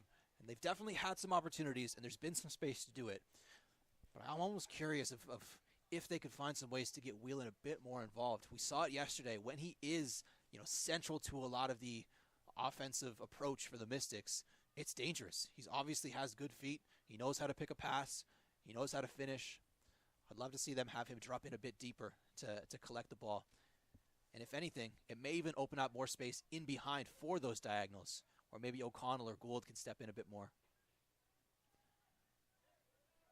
That time Hamo looks wide. Sear picks that ball up.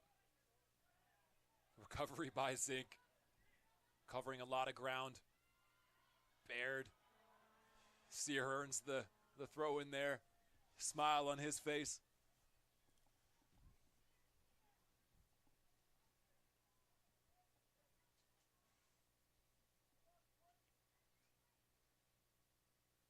O'Connell back to Grichuk, is able to get there ahead of McCarra.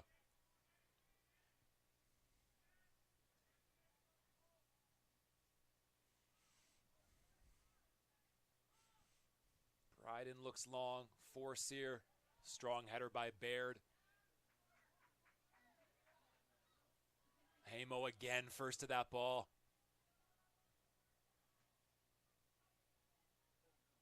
That's Whelan on the ball now. Pushing that across to O'Connell. And again, we can see the space that opens up when he is able to drop in and collect.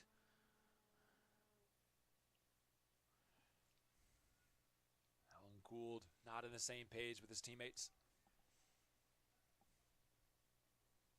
You're right. Trying to get Whelan on the ball a little bit more. Whether that run that checks back is drawing a defender for, like you said, an opportunity for a diagonal, open up a bit more space in behind, or if he's just getting there for hold-up play. That is when the Mystics have found the most success across the couple of games this weekend. Harvey looking for the run of McCarra, finds it. Hamo across. Referee says foul. Just outside the box. That one feels maybe a little light to me. But there was contact. Referee deems enough to call that foul. Dangerous spot here again for Kings. Let's see if they decide to just put this one in the box or if they have something drawn up in the training ground. They've been innovative a few times over the course of these 2 games this weekend with their set-piece routines.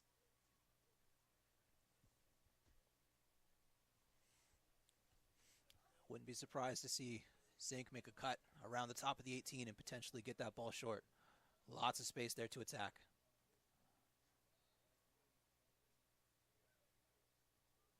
This time it's Zink with his left foot, Far post, hit back across. McCara back in. They're looking for another call. This time, no handball. Mystics clear lines. Fantastic control from Consolo Willocks there. Under pressure, too.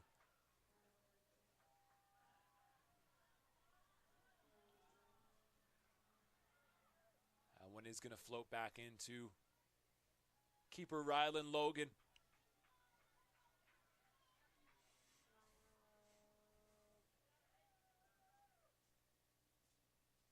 We see both teams catching their breath. If you ever weren't sure if either team was comfortable playing this one safe, you're seeing it now, right? The Mystics in no rush to press.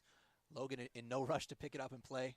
And I think we will, especially at this point, see the Mystics sit more in that mid-block that they've shown throughout portions of this game.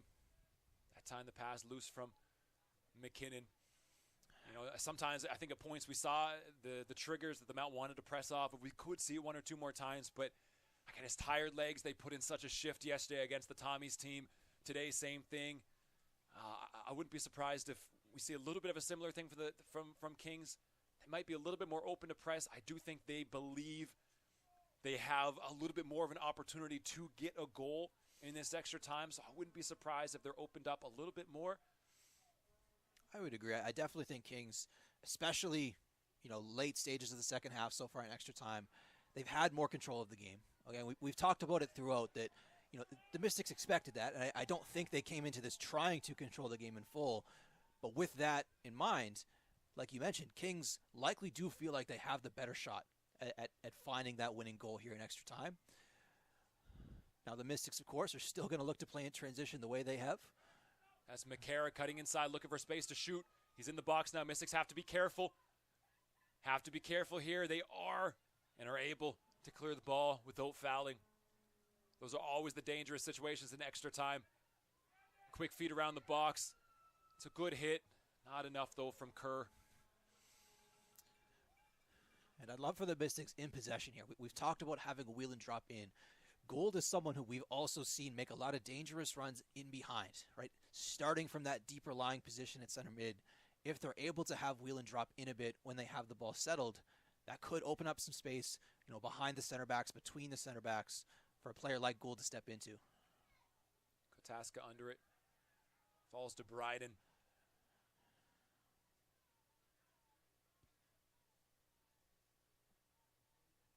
That time Whelan not quite in the right spot to receive that. Bryden again with a little flick touch and draws the foul. And we can see for Kings, we talk about this for the Mystics with Whelan and Gould. We're seeing a lot of the same types of looks with Harvey dropping in and then, in that case, Zink looking to play in behind. Right, both teams, they're looking to get their number 9, their attacker, involved, potentially to feet first, to try to, again, maneuver around the defenders, get them to step out of the shape they feel comfortable in. Because those moments of communication, those handoffs, are where a lot of the danger can come from. That's right. Offensively, you're always trying to move that defense around. The one thing a defense would always love is just to be set stationary and not having to deal with any type of movement. So those are the situations that can get dangerous. That's exactly it. And we've even talked, in the first half with Kings and a lot of their combination play. It's to do the exact same thing, right? Those quick 1-2s, those small passes that may not feel like they're the killer pass. Sometimes that can be what opens up a pocket of space for someone else to attack into.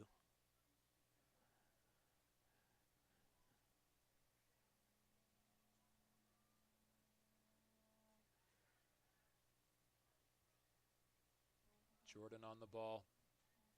He was looking to the feet of Whelan like we've talked about. Try to get into his feet. Let him hold that up. Good touch. Creative on the turn. Hamo looking for the diagonal. That time Kerr, good positioning. Whelan, though, ahead of Cameron to get that ball. Quick feet here. Can he get a shot off? He can. It's deflected, but it's deflected wide. Opportunity there. And sometimes in these matches that roll into extra time when the legs are tired, sometimes the goals can come off of those small individual errors, right? It's one loose touch. It's one misplayed pass. It's that one moment where, the fatigue just sets in and maybe the touch is a little heavier than you planned. Almost took advantage there. I remember playing in games like this and getting to this point where in games you give so much energy. You know, you only have so much in the tank. Gould to swing this one in. It's towards the top of the box. It's not that dangerous. Pops out to O'Connell, and that is sky high. But in games of this magnitude, you tend to give even a little bit more during those regular minutes in the first half, the second half, and you get to extra time, which you don't play in regular season form, and these are minutes that nobody's used to. You ask your body to do things that it's not used to, and you just hope that somewhere in that tank there's enough to still give to get all the way to the finish line and even make the play that could potentially win it. Here's Whelan again. Again, looks for the shot. Logan, though, not fooled. I like that from the Mystics, though. Again, they're looking to Whelan's feet. If they can find his feet, good things can happen.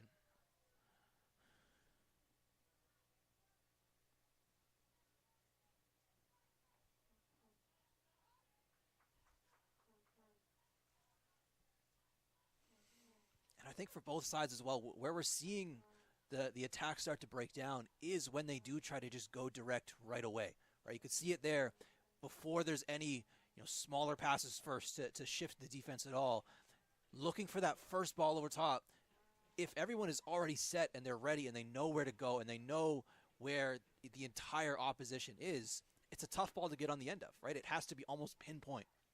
And sometimes, too, that's the fatigue.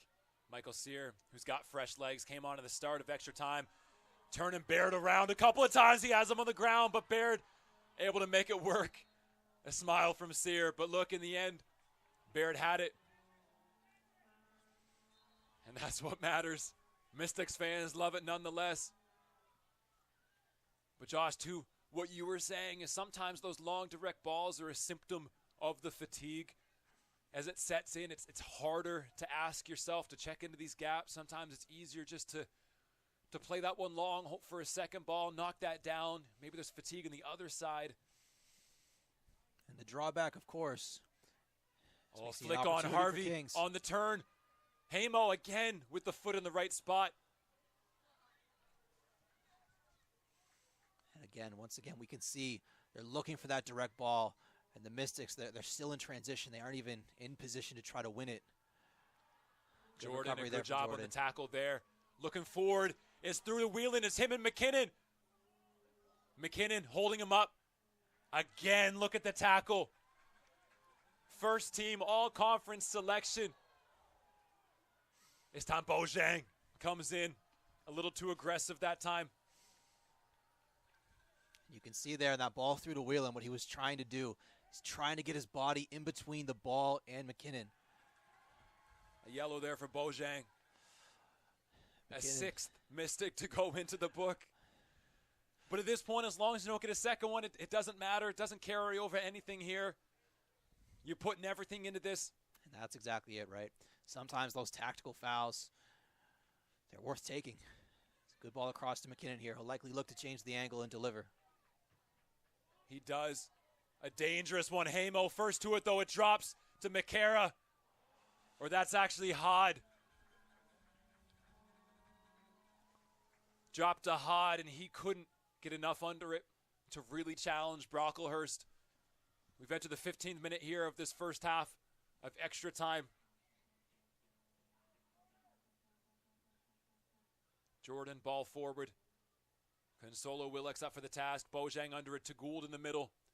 To Whelan, touch with space. Good Knows ball Bojang's from making the Whelan. run, cutting through the middle. That time they're asking for the foul again. Another Strong great tackle. And you can see why there's so much trust in McKinnon in that back line. Every time just seems to be in the right position at the right time to make the right play. And we've seen it all weekend. We've seen it all year, right? Bojang and Whelan, how well they're just able to combine. It's like they know exactly where the next run is going to be. They're very comfortable playing those small 1-2s. They know exactly how to play off of each other. Doesn't quite come off there with the great tackle from McKinnon. But still a dangerous opportunity, and another one here. Bojang looks to deliver. That one is dangerous. It's up by Hamo. Logan can't reach it. And that's the whistle for the first half of extra time. And Hamo has been dangerous going up for those corners. Now, right now, we have a quick, maybe 30 seconds, 1 minute. The referee is going to ask them pretty much just to switch sides and get going again. Players, of course, want a quick sip of water. They're going to take every second they can. But there's not really an opportunity for any kind of true halftime here. It's more just to give an opportunity for both teams to see both ends of this field. And Josh, now we're going into that final 15 minutes, entering into the 105th minute of this game at the end of a hard-fought weekend. What are going through the minds of these student athletes right now? A lot, I'm sure. A lot. Obviously, they're tired. You can see a few getting stretched out over there. They want to avoid the cramps, of course. But again, this moment in the final of the playoffs, they've spent the last 2 to 3 months preparing for this exact moment, right? They wanted this exact shot. 15 minutes left to try to seal it in open play. If not, we'll have penalties. But again, both teams right now, they're motivated. And honestly, through the first 15 of extra time, both sides have had great opportunities, right? This hasn't been one-sided. This has been wide open. Both teams have had a shot. Both teams could have goals at this point. And I suspect this next 15 is going to be a lot more of the same. And both teams, to be honest, too, Josh, in this championship game, might be even here ahead of schedule. These are two teams that are young. The Mystics, you look at them, Whelan, Hamo, both first-year players. Colton Walker on the Blue Devils, a great first-year player. They only have 2 seniors, in Yamamoto and keeper Rylan Logan. These are teams that expect to be back, but that is not in their minds right now when we get ready to kick off the second half of extra time, because these guys on this field know there are 15 minutes to end this season, and they're ready. They're ready to do it for each other, for their team, for their university. We are off. First ball diagonal to Bojang. Consolo Willox comes across. Bojang, feet, looks to get in the box. He can. McKinnon's there. Falls to Cameron. A positive start, though, from the Mystics. Just like you've talked about, that diagonal ball. Jordan's laboring. Looks like he's hurting. Yeah, there's only so much in the legs. No matter how hard you work all year, there's only so much. This is the stage where those cramps can kick in, right? Everyone can start to get a little tired. And Jordan, he's got a big body, he's a strong guy. There's a lot to those legs. There's a lot of muscles to cramp. Looks like hopefully he can pull through. Looks like it'll be a king's throw here. I think the Mystics are a little upset about that. I'll be a little bit surprised too. Yeah. Bojang listening to the crowd a little bit, smiling.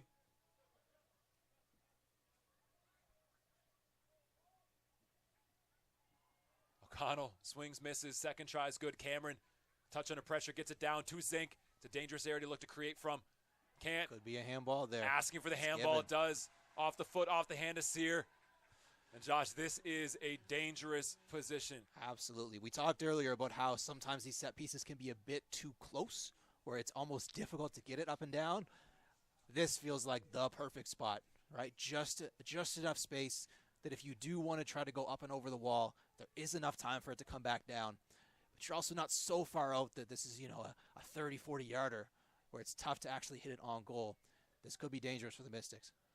Kings fans are on their feet. McKinnon is over the ball. Zink is over the ball. This feels like an angle where we may see Zink hit this one. First team all-conference players, both of them. Can one step up in this moment and create some magic for the Blue Devils?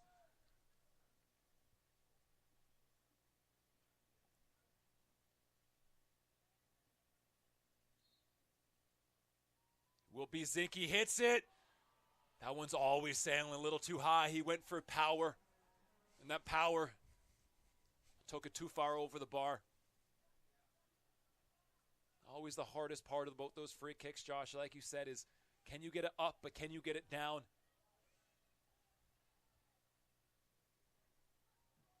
A lot of space for Jordan if they can find him out here.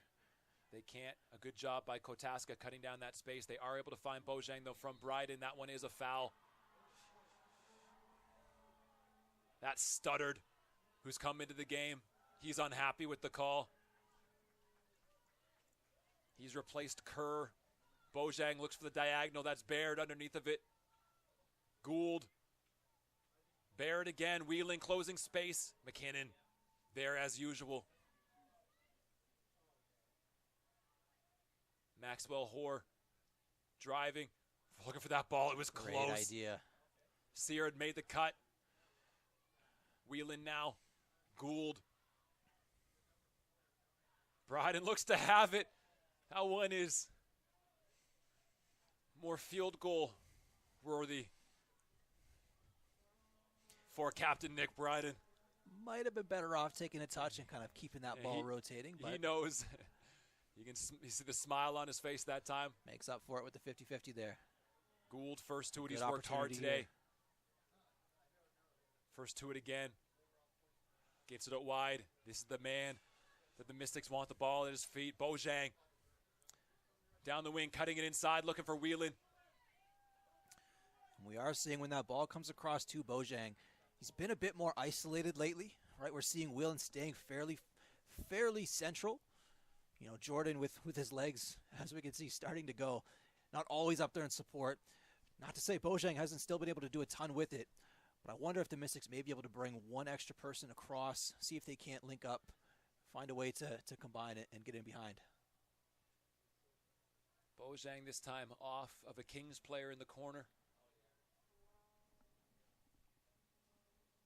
Entering the 110th minute of this game. 10 minutes to play, everything to play for.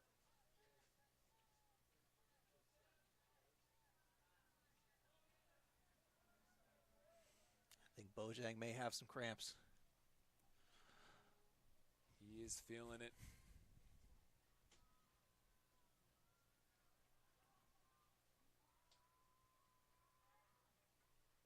Bryden comes forward. Decides to go to Wheelan. He's in the box. He's dancing. Kings want to make sure they don't foul. He's tricky in here. They get a toe on it, but it's off of Wheelan last. It's a good job by Stuttered. Some quick distribution here from Kings. And McKinnon's dangerous with this diagonal. Can't beat Bryden, though. Hoare can't get to it first. That's Hod. That's a swing and a miss by Hamo. I'm sure he'll tell you, though, it was a dummy. Absolutely. All intentional. They always mean to do it, of course, right? Wouldn't be surprised to see the Mystics look to, again, try to play over top here. Tired legs. Bryden has a little bit of time. Both teams now, you can see, are just sitting comfortably in the mid-blocks. No one's going to press. Bojang. I think you see him look to create again. Josh, I think it's a smart substitution, too, by the Blue Devils to bring in Stuttered in this situation. I think Kerr's done an awesome job today defending Bojang on that wing. But Stuttered just gives them fresh legs. You see how quick Bojang is. Wheelan now with the turn. Wheelan. Drops it back to Gould. Gould on net! Logan, though, right spot, right time. You see Gould scratch his head. He's like, I could have had that one. And again, at this chance, it's a chance to be a hero for your team. But in that situation, it's Rylan Logan who's the hero still. Bryden, first to that ball, sees it out of bounds. Wheelan, though, tricky again in the box. Such a capacity to keep that ball at his feet.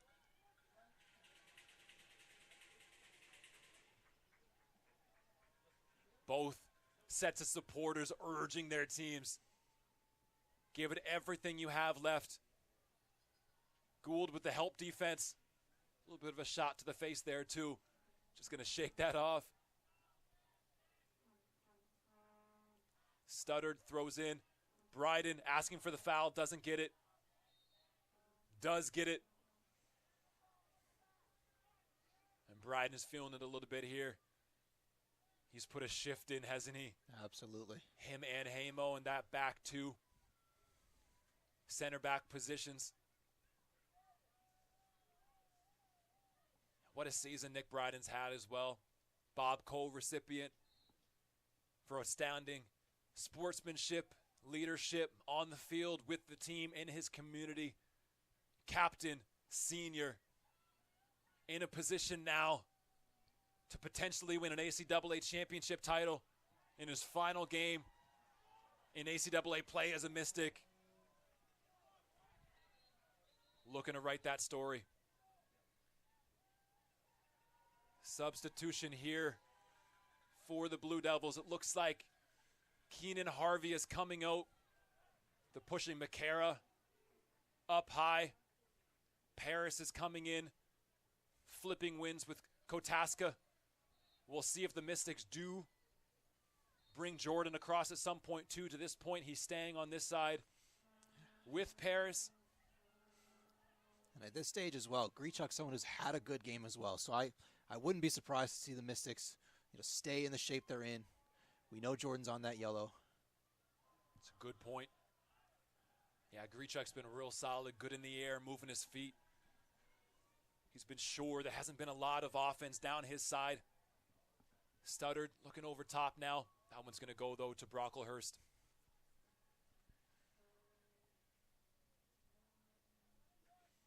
.114th minute now. We're into 6 minutes left of extra time, plus anything added. Hamo on the ball. Touch into space. Now he's looking forward, trying to skip. It's not getting past McKinnon. That one's easy for Cameron. He's looking to break lines.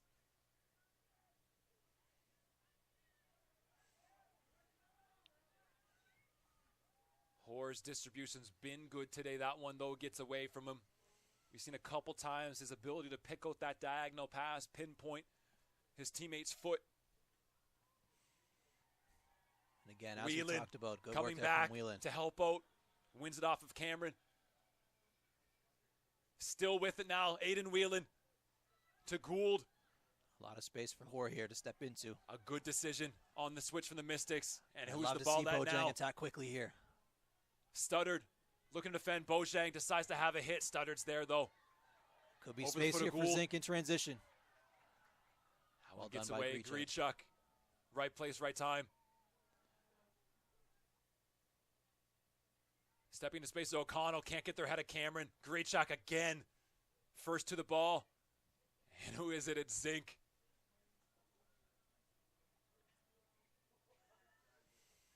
A lot of space if Kings are able to find a way to switch the ball. I know we've been playing direct a lot. And they look for it again here. Sometimes changing that angle, it opens up an even easier pass. These teams have played, of course, 2 times already this year. Kings did win both matchups, 1-0 and 4-1. In that 4-1 game, a lot of the goals for Kings came late. They know how to score deep into the game. MSVU, though, we mentioned a couple of times on the feed across the weekend. They've only conceded more than 1 goal 1 time all season, but it was against these Blue Devils. Hamo, again cleaning things up. Whelan battling. McKinnon gets the best of him this time.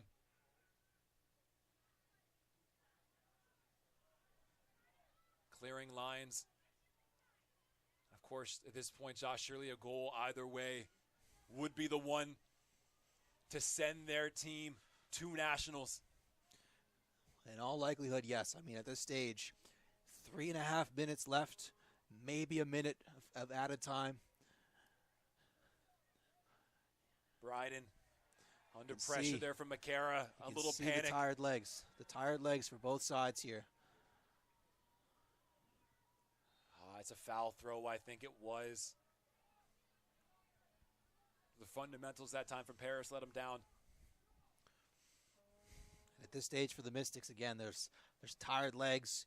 We've seen Bojang potentially cramping. We can see Whelan struggling a bit. Zink is currently cramping. He is Michael Zink's calf on the far side of the field.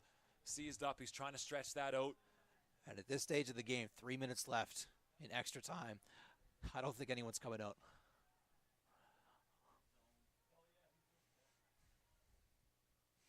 Plenty of time to rest after the game, I'm sure is what most will be thinking. Space on the right here for Paris. Now. Tackle there by Sear. Crowd loves it. Space for McKinnon here. Could be a good angle for a diagonal if they want to step in. You're right. He looks to get that in the box. Bryden, well cool handled. under pressure. That takes some bravery to take that off the chest. Paris looking to create. Jordan, good positioning. Bryden stretching out. Can't get there. Tackle there. But Hod, his touch leads him out of bounds. Heart's got to be racing at this point, don't they, Josh? Oh, absolutely. You know, we've talked about it many times about the risk-taking and how likely you may be to step into a space.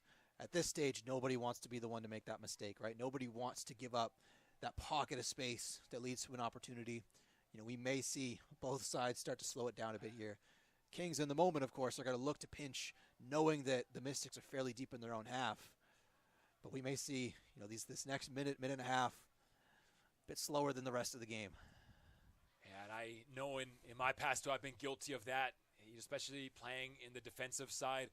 You know, these center backs on both teams, they've done such a good job defending the wing backs, the keepers, all that stuff. And for those defenders, sometimes you're like, yeah, I just want to see this one out, right?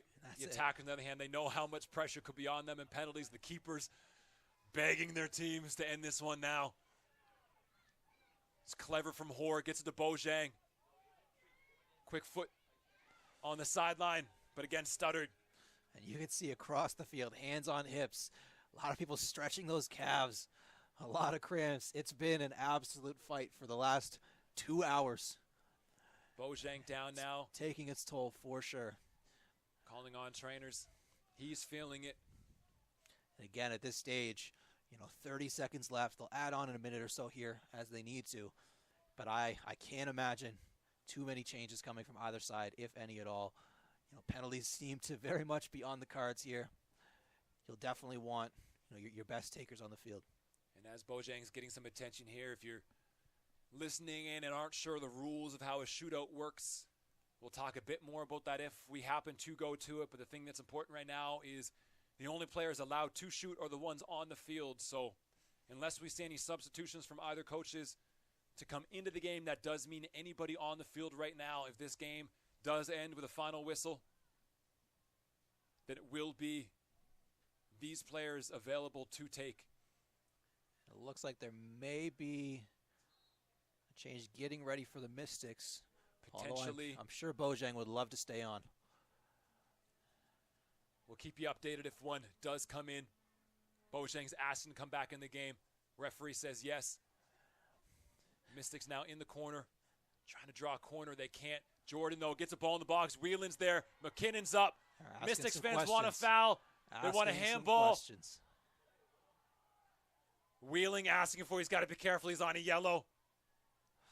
Mystics do have a corner, though. And we'll likely see Kings drop everyone back to defend this. Again, this very well may be the last play of the game. Although we might see a quick short corner here. A lot of space for Bojang. They do. Bojang gets it. Kings isn't quite switched on. Change the angle. Bojang in the box. Rylan Logan's out. It's a big hand. Now there's an opportunity to counter the other way. Kings have numbers forward. Numbers forward. On that far right Hamo's side. coming back. Kotaska, though, he can't take the touch. Mystics able to recover. There's still space, though. Paris out wide. Bojang, he's laboring. He is there, makes the tackle. You can see just how exhausted he is. We are into the 120th minute now. Bojang down again. He's cramping. Referee is going to slow play. Kings isn't happy with it, with the momentum. And Josh, that was an opportunity, wasn't it? Honestly, an opportunity on both sides there. I know the Mystics came closest on that set piece there, but even Kings in transition, Mystics able to slow it down. Lots of space to attack into there for Kings. Looks like a substitute is getting ready to come in now. And how about that for pressure? Been on the bench the whole game. You get to step in with could only be 30 seconds left. And he may not be top of the list to take the penalties, but again, depending on how long this stretches, he may need to step up.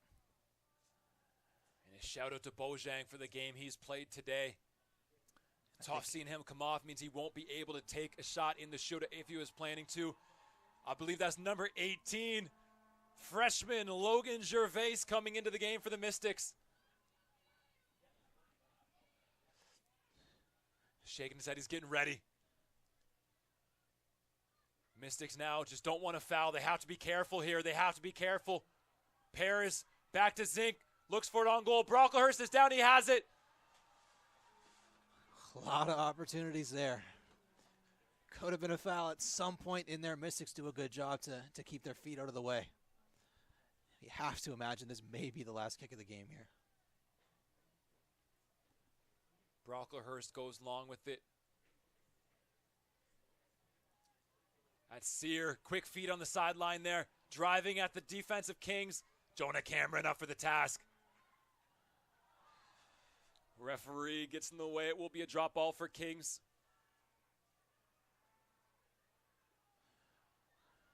Ball's back in play. Gould's asking questions about the drop ball now. Logan O'Connell steps up. Zink now plays out wide. McKinnon, he's got that diagonal. He is going to get that in. It's a dangerous area. Off of Bryden. He decides to deal with it himself. A bit of a miscommunication. That is the last whistle. Folks, we do have a penalty shootout to decide the winner of the ACAA championship game on the men's side. Josh, what a game. What a game. I mean, you can just see players laying down on the field, everyone trying to stretch out, everyone's cramping. Honestly, this just goes to show how much effort both sides put in. Honestly, start of this game, we've already said it. This is the exact outcome that I think we could have expected. Both sides showing up ready to compete. Both sides really felt they had a chance. Fitting that it goes to penalties. Now the pressure that both of these teams must be feeling in this moment is immense. And this is where the leadership and the composure from both sides is going to be key. You mentioned it earlier, a lot of players that are fairly early on in their ACAA careers. These can be frightening moments to really step up with this much on the line. Have the confidence to take a penalty. Have the confidence to pick your spot and execute. We'll see who's able to come through. We have hundreds in attendance here for this game. A lot of them now on their feet, getting ready to see which side these penalties will be taken. Personally, Josh, I hope it's the side by the building. I would love to get some fans in and around that net. You see some in the back over there by the view. Referees will call captains shortly, explain the rules for you watching at home. Again, if you're not sure what the rules are to this, how this will work, is it is a best of 5. So this is not any type of golden goal, win and go home situation. It could get to that point. We did see it get to that point in the women's semifinal yesterday. But to begin, it starts off as a best of 5.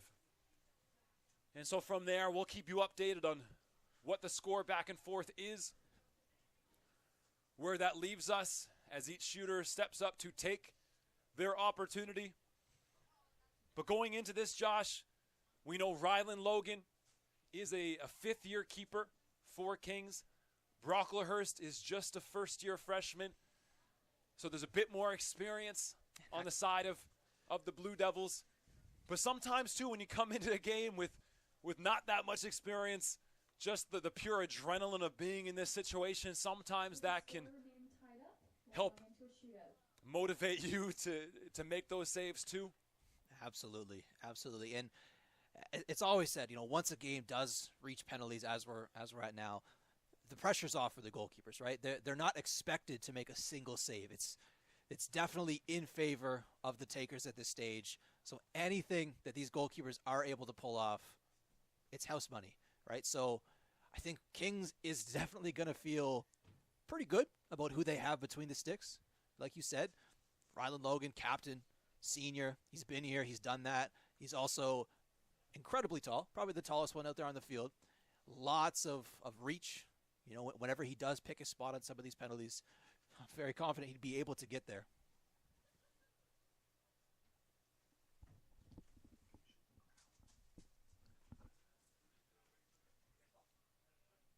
And right now we're getting all the fans in this field, stadium, they're getting on their feet.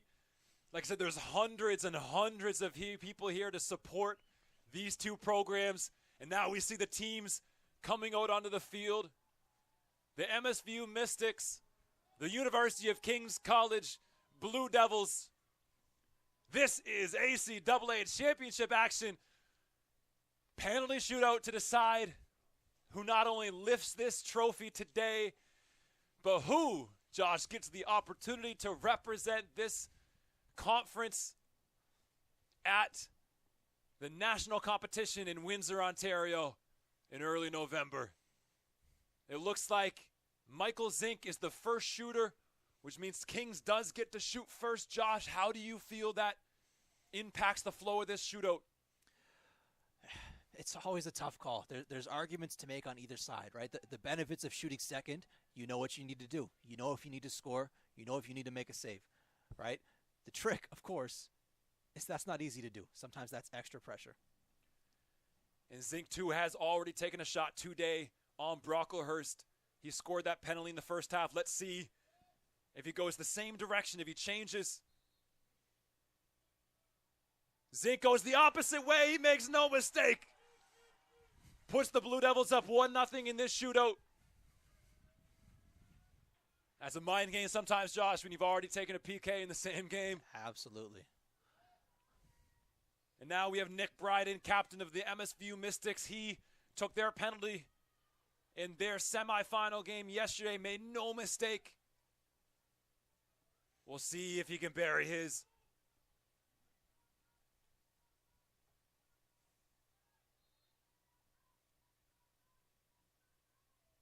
Bryden goes to his right, talks to the crowd, a little showmanship.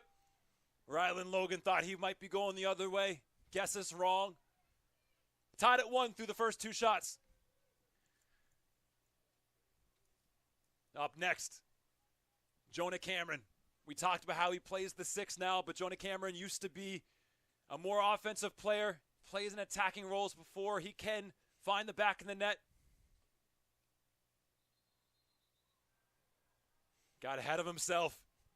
Referee hadn't blown the whistle yet. You wonder if that gets into the head a little bit here.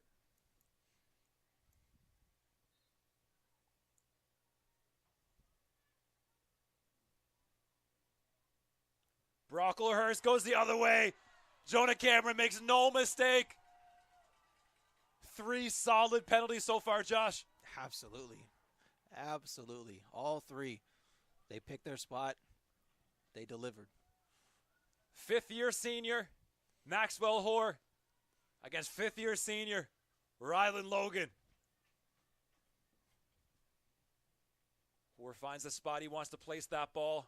Deep breath. He goes right, past the outstretched arms of Logan. That time, Josh, Logan guessed right. He just couldn't quite get his hands on it. Fantastic penalty there.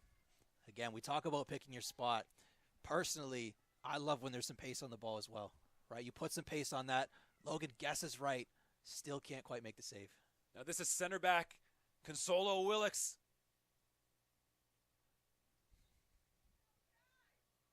He goes left. He finds the bottom corner. That's a cool penalty for a center back. Speaking of center backs, in my opinion, MSVU's player of the game so far, Mo Hamo. A lot of pressure on a freshman, though. Absolutely. So far, the Mystics have leaned on some experience with their first 2. Exact opposite here. Let's see what Hamo does.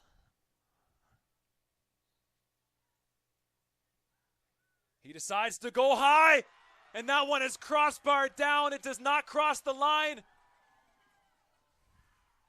That makes it 3-2 for Kings. MSVU thinks that crossed. There is an assistant referee on that line. They say no. 3-2 Kings. Kings now takes control. Hopefully Hamo keeps his head up. Like I said, he's had a fantastic game so far today. Decided to go with power. Went high. No goal line technology, unfortunately. No VAR. This is Studdard, who came into the game to play right back. Big kick here.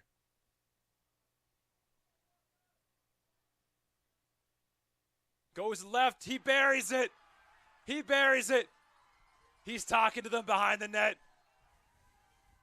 This makes it a must score for Gould. Kings in control, up 4-2 in the shootout. Gould needs to score here to continue. If he misses, if Logan makes a save, that will be the University of Kings College Blue Devils as ACAA champions. Here we go. Gould, clinical, decides to go a little higher. To his right, beats Logan. But still the control here with Kings. If Kings scores this shot, they win.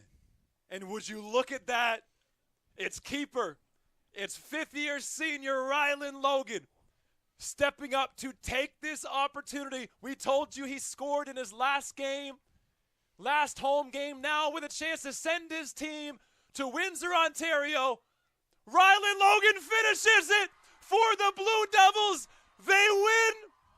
They win their first ACAA championship since 2009. You can see the joy from the team, their supporters, everybody. You see what it means. And Josh, what a better way to end 5 years of ACAA play than a penalty goal from your goalkeeper. Storybook. We talked about it during the game. We didn't think he would get on the score sheet today. How about that? I was completely wrong.